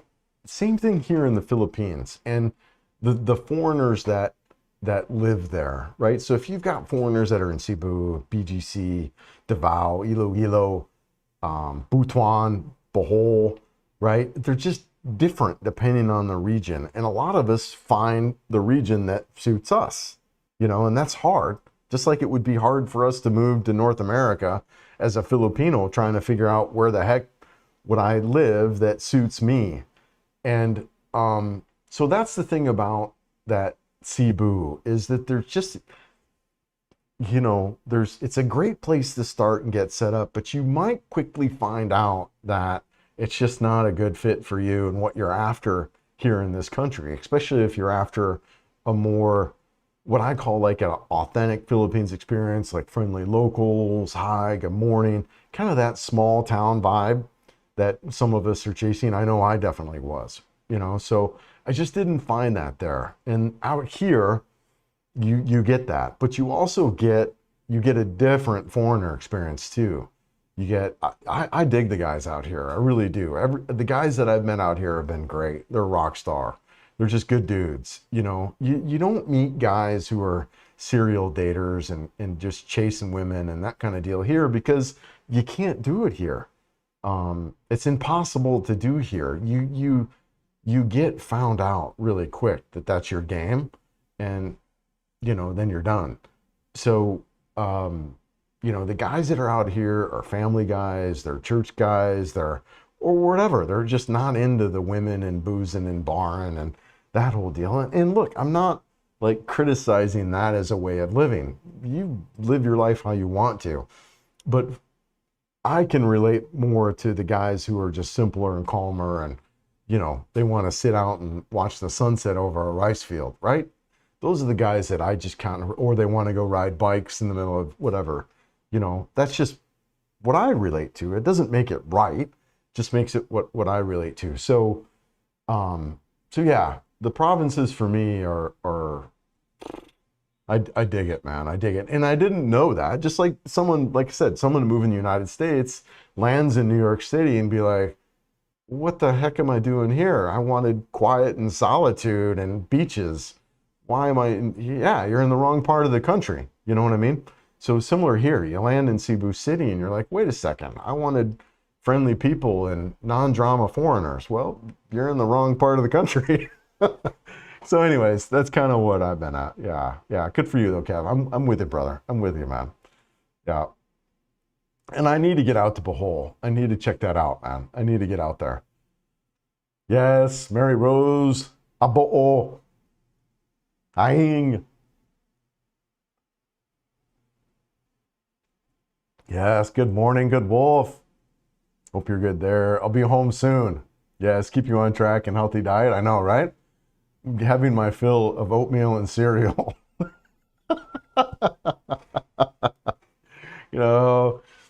The thing about Mary Rose spoils me. She definitely takes care of me, and her going back to Leyte has kind of reminded me or made me aware of this. I mean, she cooks really good food, and she wasn't you know, she told me, Chris, I don't really cook that much. I've never really cooked. My sisters, my brother, my dad did all the cooking growing up. But she is taking on this stuff, and she is, man, she makes some really good food. And you know, when she left, you know, I'm back to eating oatmeal and cereal and getting Kenny Rogers delivered on Grab. Oh, there's some other things I kind of want to share about experience, mainly your aunt and your mom. So Mary Rose, you know, has gained some weight. She looks great, right? She looks fine, and you know, we're exercising and doing stuff too, but she's noticeably healthier than when we first started dating. So their family jokes with her about how it's, yeah, for one reason or another, I won't say, but oh, good for you, babe. I appreciate you. Yes, can't wait for you to get back home. Oh my gosh, too funny. Yes, aloha from Seattle. What's up, man? Good morning, good afternoon, good evening. Hexer Girl, is Butuan safe for a female traveler? I will be there in August. Yes, absolutely. I think so. There are some regions of the Philippines that you want to avoid, and if you're coming from the U.S., you can check the U.S. Whatchamacall, U.S. Department of State site. Let me go back to here, and we'll see here. Hold on. Yeah, there we go. So there's parts of Mindanao that you want to avoid, and the parts that you want to avoid is this, what do you call it, Zamboanga Peninsula here. That's a peninsula you probably want to avoid. It used to be Lake Marawi, but I'm hearing that may or may not be the case anymore. But anyways, err on the side of caution, maybe avoid that. This Butuan City can also be a hot spot. So there's regions of Mindanao that people historically avoid. And you know, whatever, but that opens up this whole other area. You know, it's interesting. I had AI make a comment one time about how it would be like saying, don't go to Michigan because of Detroit, right? It's very much like that. There's certain regions of Mindanao that you probably want to avoid, like I just kind of pointed out, but there's a whole world of areas that you can travel to that are just fine. So yeah, are you fine in Butuan City? Absolutely. But I would say this too about the Philippines in general. A lot of it depends on like what you're doing, what you're up to, having your head on you, right? If you're trying to look going out bars and bar hopping and stuff like that, anywhere in the country can be a little bit on the dangerous side, just because of that environment. So like me, I'm asleep in bed 10 p.m. and I just don't have a lot of the problems that some guys do that are heavy into bars and that kind of environment. So it just, yeah, but is Butuan safe for a solo female travel? You're rock star, girl. You're fine here. Keep your head on you. Travel during the daylight. Avoid bars and that kind of scene, and you should be just fine. Absolutely, absolutely. You ride that whole northern coast of Mindanao. You could ride the eastern coast, down central, down through Butuan. Yeah, you'll be fine. Yeah, I think what's that girl, Lollipop Girl, whatever. She's riding her motorcycle all through the region. I think she does it all solo. So just having your head on you is key, and I think is important. So yes, Jeff says, Maria, bring Chris back some fresh helmet. Bring some fresh. Yeah, make sure to record it though. I want to see him start on the eyes. Oh my gosh. Yeah, I tried sea urchin. It wasn't that bad. It wasn't that bad. Yeah, that would be great to have your girl ride with you. Just so cruise. Yeah. Yep. Yep. Yeah, I agree. It'll be fun to get her out on the bike. She's a little hesitant now to go ride, but yeah. But I think we can work with her. Yes, the bigger vehicles have the right of way in the Philippines. Yeah, whoever gets there first, get out of the way. Yep. Mary Rose, yes, I agree with you. You've been a big realization for me. I've learned a lot from you. You said it's not about you being right or wrong. It's about getting an accident or trouble. Yeah, right? Yeah, writing, I'm just writing in general. You know, if you can be right in your accident and be dead. You know, what good is that? You know, so yeah, absolutely. It's just important to keep our head on us and be very situationally aware. Yeah, good for you, girl. Yeah, you're in. Oh shit, and you're doing great too. You're doing great. You know, you're riding just fine. I mean, crap, you did the whole Samar loop. I mean, look at that. You rode you rode all of this whole route through northern Mindanao, and you rode all the way through Negros to Bacolod. You've rode all through Leyte, and you rode all this whole Samar loop. I mean, you're doing just fine. You're kicking it, girl. You're doing good. Young, fresh global traveler. This is random, but U.S. citizens can renew passports online, which is amazing. Ooh. Effective Friday, March 20th. Eligibility must be age 25 plus, holding a 10-year passport issued 9 years ago, and have no name changes. That is really good information. Actually, I have a buddy of mine who is looking at this as we speak. Yeah, that's really good information. I appreciate that. That's really good. Effective March 20th. Wow. Yeah, I really appreciate that. Yeah.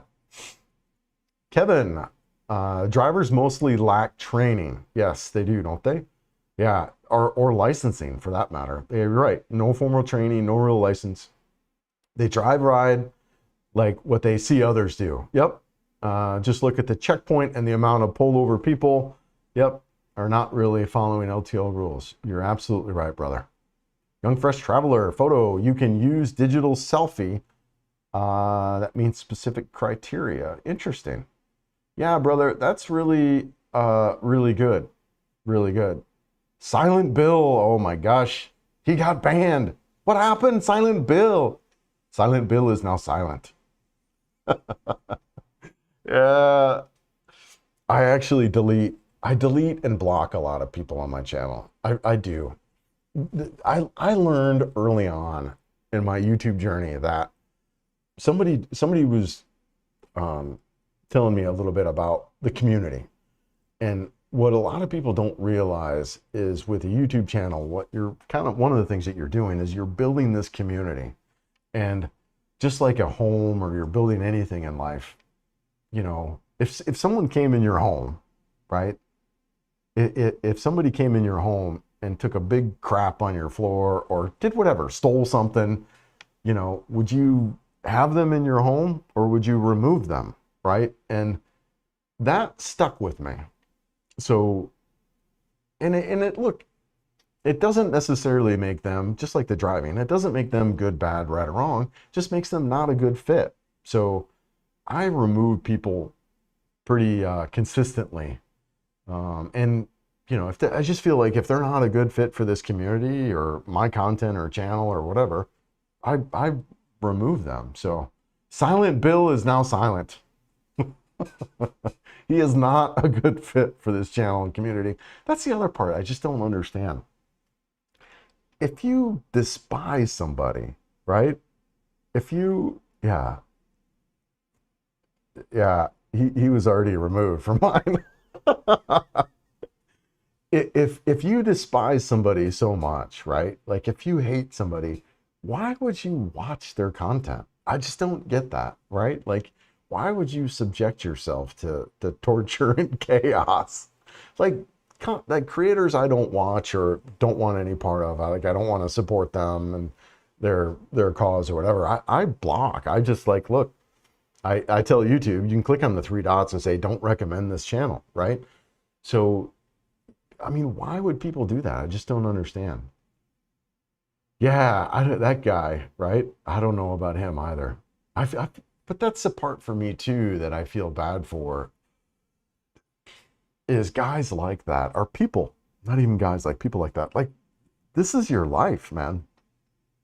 This is your life. Maybe your only shot at life, right? But I don't know, right? None of us really know about reincarnation or life after any of that. This is your time in life, and that's what you're gonna do with it. Wow, right? I just don't get that. I don't get that. I don't understand why people would commit a life to chaos and crazy. I just don't understand. And yeah, so anyways, got off on a little bit of a tangent there, but it's just wild to me. And it saddens me in a lot of ways, you know, that they just don't wake up and realize that they're kind of, I don't know, they're pissing in their own drink, you know? Yeah, they're pissing in their own drink. Why would you pee in your own drink and then drink it? I'm crazy like that. Feed the good wolf, guys. Feed that good wolf. Right? That was one of the things here too, guys, that was present for me when I moved out here. Like, look, I didn't move out here for dating. I didn't move out here for any of that. Not that there's anything wrong with that. I just moved here, you know, as a guy who is sensitive to all this negativity and all that crap. I moved out here to get away from all that, right? And you can do that, guys. If you are really looking to escape like Western culture and politics and all that, just hate, what I describe as a hate culture, you can do that here so easily. So easily. I mean, I hop on my bike right around these rice fields and I'm gone, man. You know, I get back home. It's a small world with Mary Rose and I. So you can easily do that. Yeah. Yeah. Anyways, let's see here. I have my motorcycle endorsement. Chad says, I have my motorcycle endorsement here in the US, so it'll transfer to the Philippines. Absolutely, brother. And that's the way to do that, is have your motorcycle in the United States. Get it if you don't. Even if you don't want to ride in the US, get your endorsement. You could do it over a weekend. It costs you whatever, $400 or $500. Maybe it's gone up. I don't know. And you'll get some training, you'll get your endorsement, and then you go to most of them are set up over a weekend where you show up on a Friday or Saturday, and by the end of it, you take the written and driving test there, which gives you a certificate that you show up to the DMV, and then you get your license, right? I do that. Highly recommend before you come over here, if you can. But yes, once you get here, then you can transfer it over. I do recommend probably not doing it in Cebu, not doing it in some of these bigger cities, but doing it out in some of these, maybe some of these more smaller offices. So, and there's some requirements. You're going to need to be here for a certain amount of time. You're going to need to show residency. There's things like that. So there are some hoops that you'll have to jump through, just not as many hoops if you don't even have an endorsement. Now, if you're like Jeff and you're like, you know what, I ain't going to deal with any of that stuff, you can maybe, and I don't recommend this, you can maybe hire what they call a fixer to kind of get all that done. So, yeah. Yeah, beautiful country. Yep. Yeah, I agree, man. Normal Philippines driver's license is all you need for riding a motorcycle. Yeah. You don't need to give up your US driver's license. Yep. Nope. Yeah, exactly. I still have Steve says that, I still have my Colorado driver's license. I just transferred it to a Philippines one. Yeah, one thing I advise about living in the Philippines for 11 plus years is to get a 400cc plus motorcycle like the ones KTM 390 Adventure, Kawasaki 500 Eliminator, KLX 500 or later this year. Many options. That, Steve, I would say you're right if you're in the Manila area. If you're not in the Manila area, you don't need anything above 400cc. That is a requirement just exclusively to the Manila area and just the interstates in that area. So yeah, if you're looking to live in Manila and drive around there, you're absolutely right. You need that. But nowhere in Mindanao do I have any CC requirement regarding riding on the roads. Nowhere in Leyte, nowhere in Samar, nowhere anywhere else other than Luzon. But yeah, you're right on there. I'm like you. I don't drink and smoke. I'm a family man. Yeah.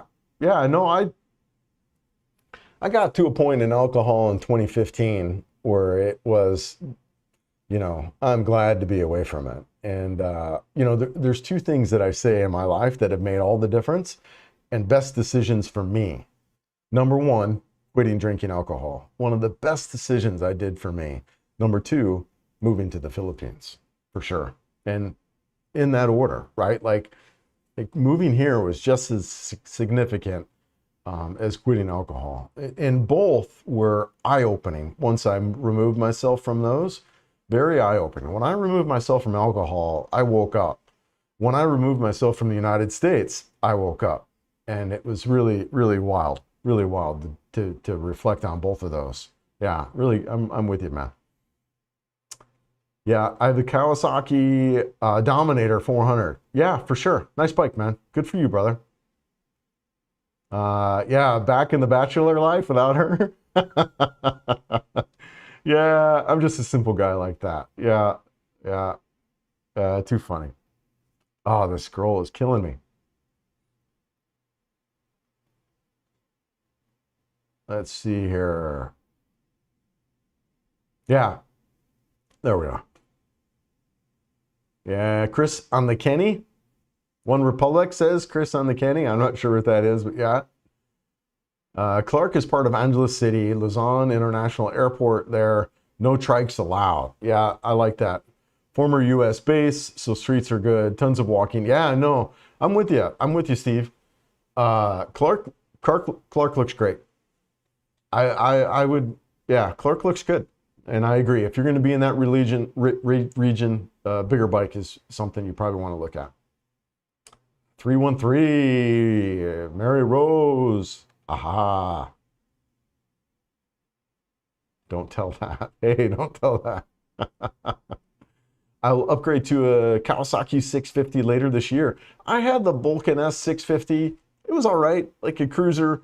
Dude, I had a Two Brothers exhaust on that Vulcan S, and that thing screamed, man. That thing screamed. Let me see if I have some pictures of that. Hold on. Favorites. I think I've got a picture of that. Let's see, hold on. Pulling that up. I think I've got it in one of my old photos. That was a fun little bike. Actually, here, yeah, I got a couple of them here. Let's see here, two.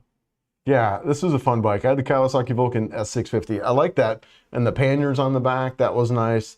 The problem I had with this bike were the forward foot pegs. It was good for about an hour. And after that, man, I was itching to get off. But it was a fun little bike. Fun little bike. I didn't mind it too much. Good little bike. But when the Two Brothers exhaust on there, yeah, now you can see that on there now, I think. There's the Two Brothers and the ECU flash. I had a power commander on there. Dude, that thing moved, man. And it was loud. Dang, it was loud. Almost embarrassing loud, honestly. But yeah, that was a good little bike. I enjoyed that bike. And then I just saw two here. That was one of the bikes I had. And then, yeah, here's another bike I had too. This was early on. That was a, dude, this is probably my most favorite bike. The KLX 230, or the 790 Duke. Oh my gosh, that bike was so much fun. So much fun, but not a bike I would want here at all. Way too much trouble. Yeah, that would be way too much trouble here. But yeah, fan of the Kawasaki. Good bike, good machine. Let's see. The ADV 160 suspension is mainly due to smaller wheels. Shocks help, but can't overcome diameter, 2118. No, you're right. You're right, man. Although I'm hearing that a suspension upgrade is something that people do on that ADV. So it'd be interesting to, something to think about. I thought about upgrading the suspension on that, but yeah, no, you're right on, man. And you got, this is going to be great bikes. You're set up smart. And like you said, unless something comes out more in the dual sport area, I think you're right. I think that CRF 300 Rally is best bike. Best bike. One Republic. I like Chris because he is common sense, especially with money. Shit, I don't know, brother. We're all figuring crap out as we go. No one has the answers. Oh, man. I just kind of laugh and chuckle. You know, when I first moved to the Philippines, I was kind of freaking out a little bit. You know, mildly. I think we all go through that phase. Did I make the right decision? You know, guys, I walked away from I was making, with all my benefits and all that, it was 130,000.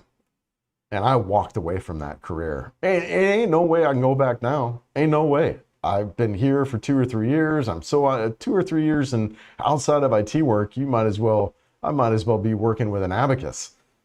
You know, I'm out of it, you know? And so I don't know about common sense.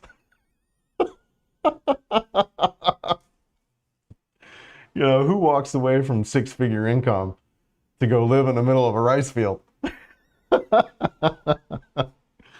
Yeah, but you know, and it is. It's about, I just couldn't, you know, it's one of the things about myself in this inquiry and this discovery that's constant every day, right? As we're humans, is just kind of figuring out me, figuring out what is it that works for me? What is it that I like? What is it that I need to be a happy human on this planet? And it was surrounding myself with friendlier, hospitable people and, you know, letting go of six figures, letting go of that ain't what had it. And even in this YouTube channel, right? You know, just treating it as a hobby, treating it as fun, treating it as something I enjoy to do, not a second career. You know, now granted, I like anything in life, I'm passionate about it, right? Like I want to succeed. I want to, you know, create engaging stuff and videos. But yeah, anyways, yeah, common sense. I don't know, man.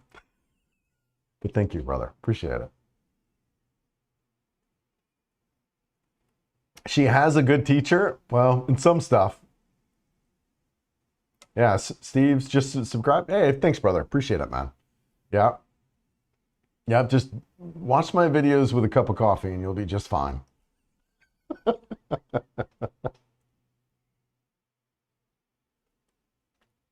Or put them on as you go to sleep. Like I've been told I should like read bedtime stories to people. Like I have a voice for radio. Double checked with the visa info from JR and Heidi. They have all the update info. Yeah, no, I'll reach out to, I haven't talked to JR in forever. I've been considering a trip back to Cebu to kind of do some work. I need to get some work done on the bike. Oh, you know what? Hold on a second. I gotta let kitty cat out. Yes, okay. Okay. Come on. Yeah. Well, come on. Here. Did you have a good nap? Okay, let's go. Yeah, let's go say hi. Yeah. Let's go say hi. Come on. Look at this little guy. He showed up on my doorstep. Yeah, this tiny little shit. Oh man. Half dead. Showed up on my, I was shooting the video for my exhaust and this guy shows up. So anyways, we have a cat now. Where was I? Yeah, well, thanks for subscribing, man. Oh, double check the visa info. Yeah.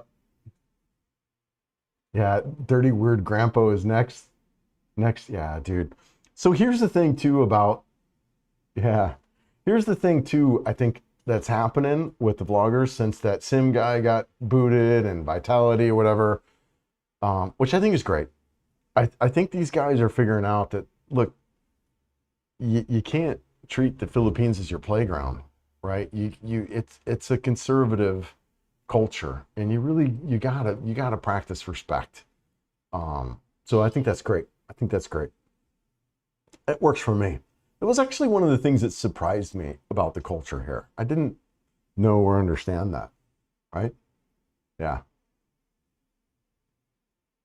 Yeah, good point. Don't let them crap on your, yeah, right? Yeah, I mean, why would you're building a community, and if people don't belong, you need to help them find their way.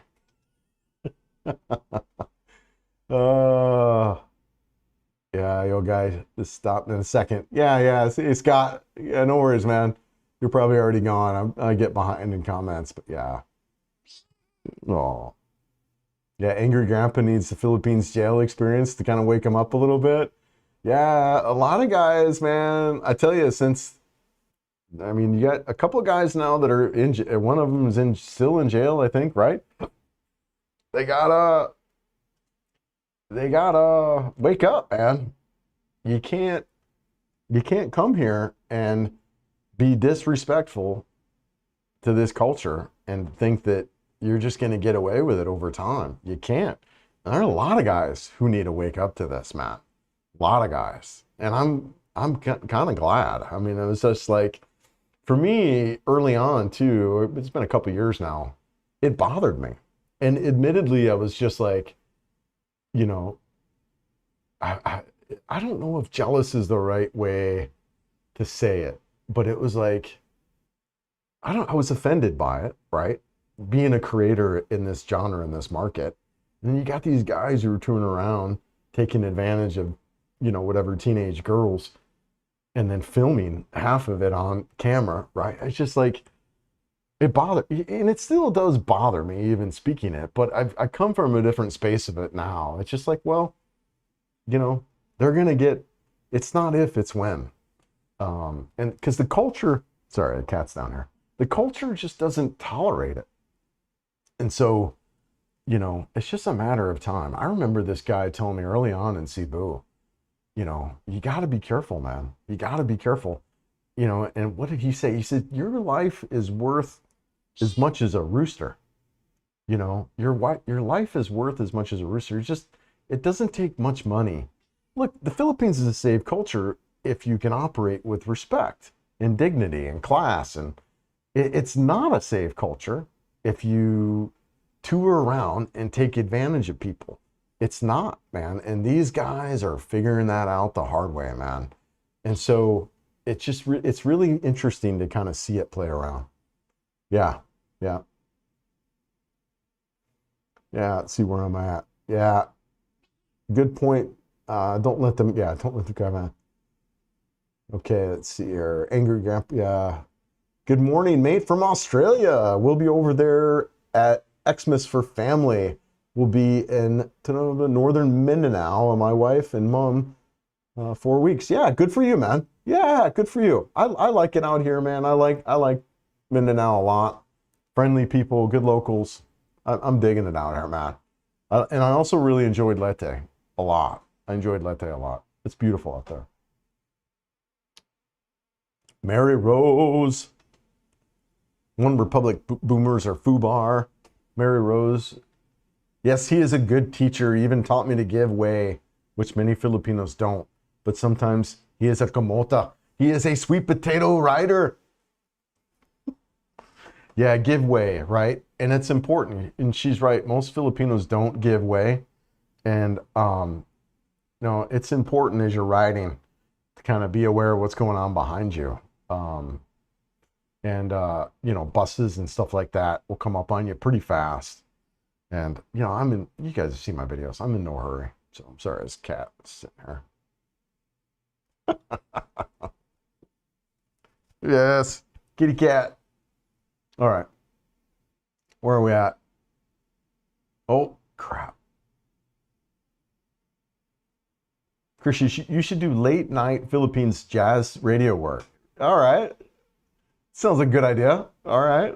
Let me try that out. At the very least, get a motorcycle scooter with ABS. Yeah, for sure. For sure. Yeah, the ADV 160, I think, is a great bike for all around the Philippines. Get a top box on there. It's good. Dual Sport's good, too. Kevin. Hey, brother, congrats on the new exhaust. You've got a bit of a thumper now. Yeah, sounds good, especially for 230. Totally, man. Totally. Good. I'm digging the bike, man. Really digging the bike. It's been fun. The big thing there is respect the country and don't embarrass the people, isn't it? And people, we can't relate to that as Americans and North Americans. We can't. We're going to tell you how it is, and whether you like it or not. So you're absolutely right. It is something that people just can't comprehend is a saving face culture. I still struggle with it. A recent example was these doors. So we got these doors replaced because they're just garbage. And we had this company that showed us these doors that they were going to make. Nice mahogany doors and stuff like that. Well, we get the doors and they're kind of half-ass built. Like the frame, the door frame, they had like ripped the frame in half and then they glued it back together, right? So it's just, so we had to, be careful with, hey, look, this is poor quality work. We don't want this. We want good stuff. And that's the kind of scenario where you just got to be careful, right? You know, how do you tell people that your work is shitty, go fix it and do it again without being, you know, super offensive? It's hard, you know? So, yeah. Let's see here. Yeah, Sim is Vanderslot 2.0. I'm not sure who that is, but yeah. Yeah, Sim is still in Manila and in a lot of trouble. Vitality is out and deported. Yeah, I don't know. Admittedly, I looked at his channel and see that he hadn't put a video out in a while. I never really watched his content. Like, look, there's a lot of guys right away. So he was one of the guys I'm like, right click, don't show me this content anymore. Him and a lot of guys like that, right? There's a lot of guys like him that are out here doing similar content. And I just, because I could see it right away. He's disrespectful to the people. He doesn't care about the people. He's inconsiderate about the people. He's throwing cameras around everywhere. And, you know, I just like, no thanks. Dili lang salamat, as they say here, right? No thank you. And I just don't have the time or patience for that kind of stuff, man. And there's still a lot of guys today that are doing some of that stuff. Yeah, and they're figuring it out. They're figuring it out. Yeah, sooner or later they catch up with these clowns. Yep, you're right. Yep. And clamping down more and more. Yep. Vintage Coach. VRF 800 rider here. Yeah, nice, brother. But I definitely like something with your 230 when I arrive and spend time with my girlfriend there. Yeah, absolutely, man. It's a great little bike. I dig it. I dig it. I like the dual sport. I'm excited to be in riding dual sport, learning to ride more off-road. It's been fun. Super stoked about it. And if I had to pick one bike for the Philippines, it'd be the ADV 160 for sure. But yeah, man, good for you, brother. Good for you. Oh wow, caught all up. Good. Steve says, because how Filipinos drive, 400cc plus is safer. Just depends on where you're at, Steve. Just depends on where you're at. The scooters can be a little bit better just because you've got a smaller, lighter, agile bike that you can weave in between the traffic. And honestly, my ADV brakes on there, man, they are the best brakes I've had. Super sharp, super crisp brakes. Yeah, I'm a fan of that bike. So it just depends on where. If you're right, if you're in the Manila area and you need access to you're going on the interstates and stuff, you're right. But outside of that area, scooter is probably the way to go. Yeah, One Republic, thanks all for the heads up. Native Holloway, ouch, Vanderslot, damn shit. Yeah. Let's see. You can mitigate all these issues here in the Philippines. Yes. Example is to set up payments through your local bank, Gcash, Starlink. Yeah. Gcash is really, really incredibly helpful. I use Gcash daily. I use it all the time. One of the things I like about Gcash in Wise, and I use Wise to move money around, is I can fund my Gcash like that. So I can be at a gas station, I can be at a grocery store, I can be whatever, and I can pay for all that stuff with Gcash and fund it like that too. So versus going to an ATM and trying to get money and that kind of crap. So Gcash is incredibly helpful for me. I use it all the time. All right, well, guys, I think I'm going to end the live stream here. I don't know how long I've been going. Yeah, 2 hours and 18 minutes. So, and we're all caught up on comments. So I think I'm going to end the live stream here. Appreciate that. With that said, get some breakfast here, probably go for a ride. Really appreciate you guys watching, checking out the channel. You know, I put out videos every Friday. I've got a Patreon page where I do weekly recaps. It's all behind the scenes stuff out there. It's all free. There are paid memberships if you'd like to sign up for that and do that, but it's all free stuff too. So if you want to check it out, you're more than welcome to check out the Patreon page. There's a link to that in all my video descriptions. Yeah, and so I guess that's kind of it about the channel. And so appreciate you guys being here. We'll catch you on the next one. Yapping. Ayo. Feed the good wolf, guys.